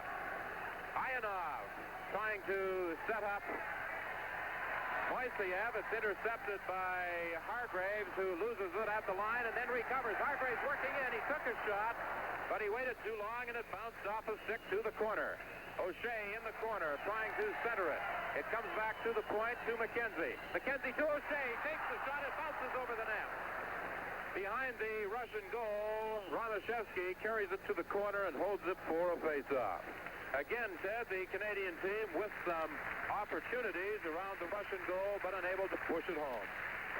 Once again, it seems, Don, that old problem that's plagued them so many times of not shooting the puck quite soon enough, or perhaps not shooting it often enough, trying to make that extra move and thus losing the opportunity, because opportunities don't open up in that defensive zone of the Russians too frequently. The face-off to Konovalenko's right. Fran Huck, Monteith, and Mott now out there for Canada. Mott waits for everybody to get on side, shoots it down into the Russian zone. The pass over on the right wing to Zimmern. Zimmern falls, and there's going to be a penalty to Canada's Fran Huck. Dahlberg, the Swede, calls that one. And in Europe, when they don't like a call, they jeer, and that's what they're doing. That's the first penalty of this third period. In the second period, Canada had 2, Russia had 1. In the first period, the Canadians took 3 penalties, and the Russians took 1. Throughout most of the penalty time in the second period, the teams played 5-a-side as McKenzie went off, and then 12 seconds later, Polupov joined him. But now the Russians leading 3-0, approaching the 10-minute mark when they'll turn around in this third and final period, have a man advantage. Kuzkin back to his own line, to Zimmern on the right wing. Back to Davidov. Marshall Johnson now playing at a forward spot, being utilized for his forechecking and general checking ability. Mayorov down in across the Canadian line. He's checked by Johnson. McKenzie tries to get it out. The Russians keep it in. Davidov takes the shot right on. They score. The rebound coming out to Zimmern, and it's now 4-0 Russia.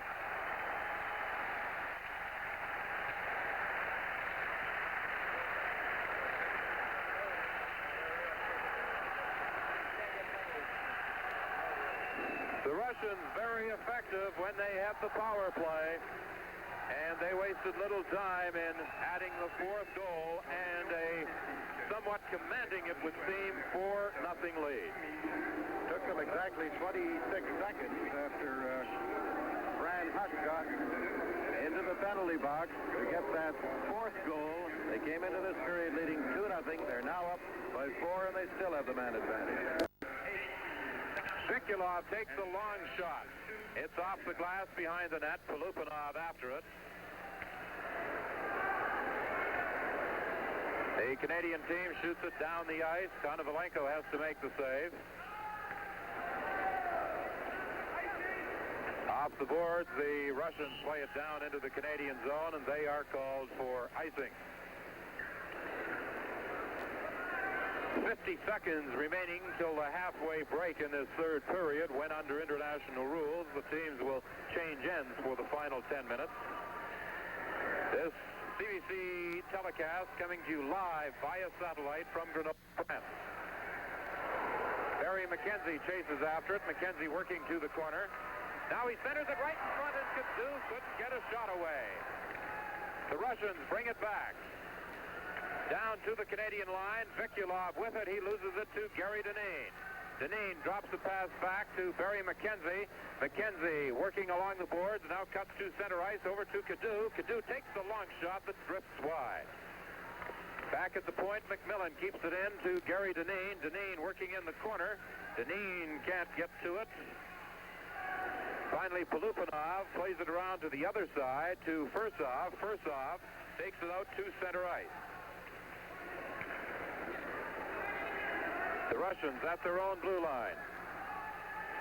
And there's the horn signaling the halfway point of the third period. The teams will change in. A tie, no good for Canada. They must come up with 5 goals in this final 10 minutes. A task not impossible, but one against this fine Russian team, highly improbable. Well, that little fellow we were just watching, Konovalenko, has certainly kept them from doing very much so far. They've had several good opportunities, but he's been equal, and here they go again. Danny O'Shea to Terry O'Malley. A lead pass intended for Bourbonnais is knocked back to center ice. Glennie shoots it back into the Russian zone. Romashevsky behind the net along with Bourbonnais. Finally, Hargraves goes in as well. Hargraves comes up with it. Hargraves takes the shot right on. Konovalenko makes the save. Behind the net, it comes out in front. They bang away at it. And O'Shea couldn't get it in. The Russians play it to center ice. Terry O'Malley goes back after it. Off the boards, intended for Bourbonnais. Too far. Romashevsky takes it. And he gives it over to the other side to Zaitsev. Zaitsev flips it high in the air, down the ice. At the Canadian line, Terry O'Malley plays it off the glass to center. Romashevsky at his own line. Elite.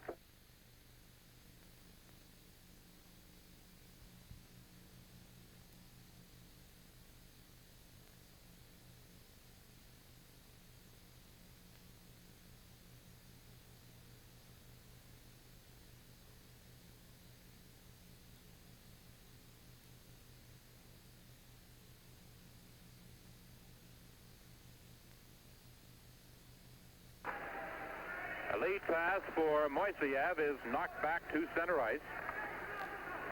4-0, the Russians lead Canada. And now it's Moiseyev down in across the Canadian line, working in. He takes the shot, and Broderick just deflects that one wide. From the corner, Smishikov to Moiseyev. Moiseyev tried to feed it to the point. It's intercepted by Bourbonnais. Knocked to center ice and then shot back into the Canadian zone.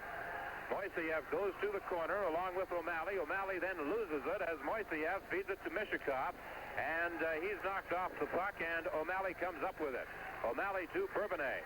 Bourbonnais working down to the Russian line, trying to work right in. The puck goes loose. It comes to Hargraves. Hargraves, a backhand shot. Right in front, it lays loose, and the Russian player falls on top of it in the goal crease, with Konovalenko having no idea for a moment just where that puck was. His teammate spotted it, though, Don. Fell right on it with a big body press. Little Konovalenko, on a number of occasions, has just, as you called it, stood his ground. He's making the Canadian players make their move first, and he has certainly come up with a scintillating game for the Russians so far in this championship affair. Back to the point, a shot. It goes wide. Monteith racing after it. He's bodies Mayorov in there. The puck is taken finally by Zimin. Zimin in his own zone starts out. He goes down. The puck goes loose. It's taken now by Kuzkin. Kuzkin circling in his own zone, being chased by Fran Huck. A pass over on the left wing to Mayorov. It goes to center ice. Marshall Johnson plays it ahead to Monteith. Monteith can't go anywhere with it. And Mayorov gives it to Kuzkin. Kuzkin, a pass to Zimin. Zimin, a lead pass, trying to set up Starshinov. It slid too far. In the Canadian zone, Mayorov in the corner as Johnson bodied Starshinov. Mayorov back to the point to Kuzkin. He just relays it into the corner. Zimin goes in along with Johnson. Zimin goes down, and Johnson starts out. Johnson, a pass to Fran Huck. Fran Huck over to Morris Watt, going in, takes the shot off the leg as Kuzkin kicked it to the corner. Kuzkin now with the puck. A pass over to Davidov. Davidov to center ice to Starshinov. A right wing pass to Zimin. Zimin down in across the Canadian line, and Mott picks up the loose puck in the corner. Mott behind the net. A pass on the right wing to Fran Huck. Huck with Monteith, a shot down into the Russian zone. Ragulin behind his own goal, being chased by Fran Huck. The Canadian team changing on the move. A pass ahead to Fursov. Fursov shoots it to center ice. It slides into the Canadian territory.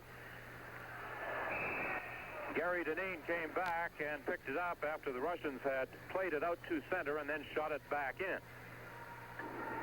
Well, the Russians did lose a game this week, Don, and they were rather fortunate, most people thought, to defeat Sweden as well. But thinking back over this game, it's difficult to recall very many mistakes that they have made in this one. The score would certainly indicate that. Russia 4 and Canada no score. 6 minutes, a little over 6.5 minutes remaining in the game. And a Russian win, of course, will give them another Olympic hockey gold medal and give Czechoslovakia the silver. Canada would get the bronze. Ray Cadeau at the face-off circle. He tried to center it. It bounced off a leg and back into Canadian territory. Conlon goes back after it. A pass ahead to Gary Dineen. Dineen over to Cadeau, and Cadeau couldn't control that puck. First off, starts back for Russia.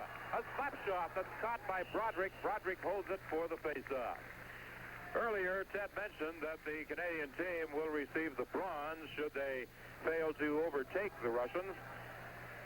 They will receive a medal, but they actually want gold or nothing at all. For many of them, this is their second Olympic Games competition. First off, over to Vekulov. Vekulov working on the right wing. Still has the puck, moving in, feeds it over to Firstov. Firstov in front of backhand, scores!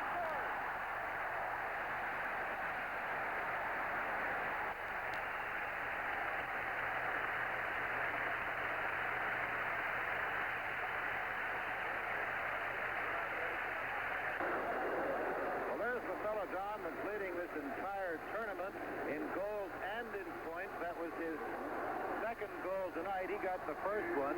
He has 12 goals now and is certainly going to be on the All-Star team. He has, I would imagine, been the outstanding player overall in the tournament.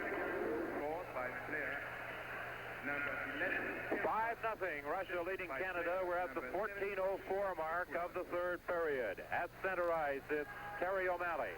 O'Malley ahead to Bourbonnais. Bourbonnais shoots it down into the Russian zone behind the net. Ionov starts out on the right wing. The Russians playing with extreme confidence now, and well they should. They have what seems to be a rather commanding 5-0 lead. Romashevsky behind his own net, chased there by Bourbonnais and O'Shea.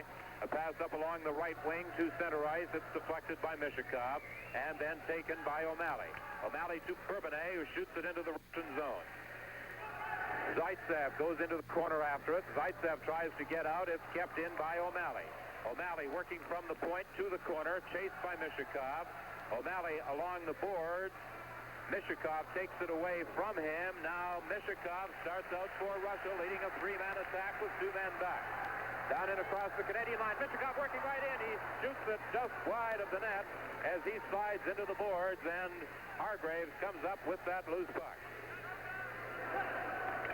Hargraves, the pass over onto the right wing to Marshall Johnson. Johnson down in across the Canadian, or the Russian line, tried to center it. It bounces off a skate back to Bourbonnais. Bourbonnais takes the shot that is partially blocked, and the Russian Ionov brings it back. Now he decides to turn back into his own zone. He's being chased by Morris Mott. Then he plays it off the boards down into the Canadian zone, and Barry McKenzie goes back after it. Both teams changing on the move. McKenzie to the line. He plays a pass to Monteith, but both Monteith and Fran Huck were ahead of the play offside. 5-0. Russia leads Canada. This World Hockey and Olympic final game coming to you live via satellite from the Stade de Glace in Grenoble, France. 4 minutes and 19 seconds remaining, and the Russians have certainly been putting on a masterful display since building up their lead in this third period. The pass on the right wing to Zimin. He loses it to Mott, ahead to Huck. Huck is checked out of it. Pass is knocked down by Monteith, and Monteith gets it to Fran Huck. Huck in across the line, couldn't go anywhere. It comes back to Monteith, who shoots it to the corner. Mayorov in the corner with Davidov. Davidov loses it. McKenzie keeps it in at the point. In behind the Russian net, it's now Zimin working out the corner. Zimin is checked by Fran Huck, and the puck bounces off a stick and into the crowd. You mentioned that Monteith got it. He certainly did. He took a very stiff check there, Don, one of the stiffest checks the Russians have thrown, and it's just in the last few moments that they've started that, but they are certainly dominating this affair completely now. From the face-off, it's to center ice, and here's Mayorov down in across the Canadian line, working against Conlon. He tries to play it back to the point. It comes to Simmons. Simmons going right in. He takes the shot, and somehow Broderick got a stick on it with assistance, I believe, from Conlon. Brand Huck comes back for Canada. A pass in the right wing to Monteith. Monteith shoots, and a save by Konovalenko with Mott trying to bang away at the rebound. At center ice, Mayorov brings it down and across the Canadian line. It's deflected to center ice. A couple of players fall in the Canadian zone, and then the puck is shot down into the Russian zone, and Canada is called. A thing that you always notice with this Russian team, at the end of a game, they seem to be skating always, well, they are skating always, as fast and as hard as they were at the beginning of it. Of course, with a 5-0 lead, they are very, very strong. They probably don't feel tired at all right now. Jerry Pinder plays it off the glass down into the Russian zone. Blinov takes it behind the net to Ragulin. Ragulin on the wing to Fursov. Fursov back to Blinov. And the Russian team, when they do have a good lead such as this, you'll see them quite often just try to retain possession and move it around, even taking it back into their own zone, such as they are doing now with Blinov in possession. He tried a long lead pass to Vikulov that was knocked down by Canada's Glenny. Now the Russian Vikulov brings it in across the Canadian line. It's shot back out. And now Fursov tries it. Fursov trying to work in close, and O'Malley takes it away. 2 minutes and 11 seconds remaining in the hockey game. 5-0. Russia leads Canada. Down to the line, a shot by Glenny trying to set up Pinder is picked off by Blinov, who starts back. Blinov to the Canadian line, finally loses it as Gary Deneen comes in to take it away. Gary Deneen working to the line, trying to go around the defenseman, but Ionov came back to take it away. Jerry Pinder working against Ionov. Ionov goes to the corner, plays a pass on the left wing to Moiseyev. A minute and 35 seconds left in the hockey game now. 5-0, Russia leading Canada. Russia with the gold medal with its grasp. They know it, the fans know it, and there's not too much right now that this Canadian team can do. Zaitsev along the right wing boards, try to pass. It's knocked down by Barry McKenzie, and a couple of the veterans, McKenzie, O'Malley, and Conlon back on the blue line, along with Marshall Johnson, have played extremely well in the past couple of games in this tournament. McKenzie takes a shot that's knocked down in front of the net, and the Russians now bring it to center ice where Moiseyev has possession. Moiseyev to the Canadian line, working to the corner. He feeds it back to the point to Ionov. He takes the shot that bounces off a leg. Ionov recovers, another shot just goes wide. 40 seconds remaining in the hockey game. A disappointed Canadian hockey team. Bourbonnais ahead to Marshall Johnson to Danny O'Shea. O'Shea takes the shot that bounces off a leg. Moiseyev has it with 25 seconds remaining. It comes up to Starshinov. Starshinov to Kuzkin. Kuzkin working down to the Canadian line. Cutting in, centers it out in front, and Roger Bourbonnais clears it off to the corner with now 10 seconds remaining. Bourbonnais starting out on the right wing, plays it off the boards. It slides down the ice, and Canada is called for icing. The last time these two met in Olympic competition, that was in Innsbruck, Austria. Canada lost to Russia 3-2. In 1967 in Vienna, Austria, the score was 2-1 in favor of the Russians. This is one of the most embarrassing defeats Canada has suffered at the hands of the Russians in world or Olympic hockey competition. But the Russians have their world title secure once again as the horn sounds to end the hockey game. A 5-0 victory for Russia as the Russian players charge onto the ice surface to mob their goaltender, Konovalenko. Konovalenko came up with some key saves in the game, but overall he was not that hard pressed. A fine effort by the Canadian team. They have nothing to be disappointed in, and now you see Konovalenko being hoisted into the air by those very happy Russians, and they lost their first game in some 5 years, just Thursday night, 5-4 to Czechoslovakia. Perhaps that was not a good thing for Canada, because it may have inspired the Russians even more. Well, Konovalenko is certainly the hero of the moment for the Russian hockey team. He came up with a shutout, and now the traditional handshake. A very, very disappointed Canadian team, particularly those members who started all this program better than 4 years ago back in Vancouver. In 1964, many of them were here as well for an Olympics, but they have lost this one 5-0, and they get the bronze medal. Russia the gold. Czechoslovakia will take home the silver. Ted, I followed this club in its first year, 1964, under Father David Bauer, to Innsbruck, Austria, where the Canadian team did not win a medal, and then in 65 to Tampere, Finland, and now the Russian coach, Tarasov and Chernychev are being hoisted in the air. They were in Ljubljana in 60.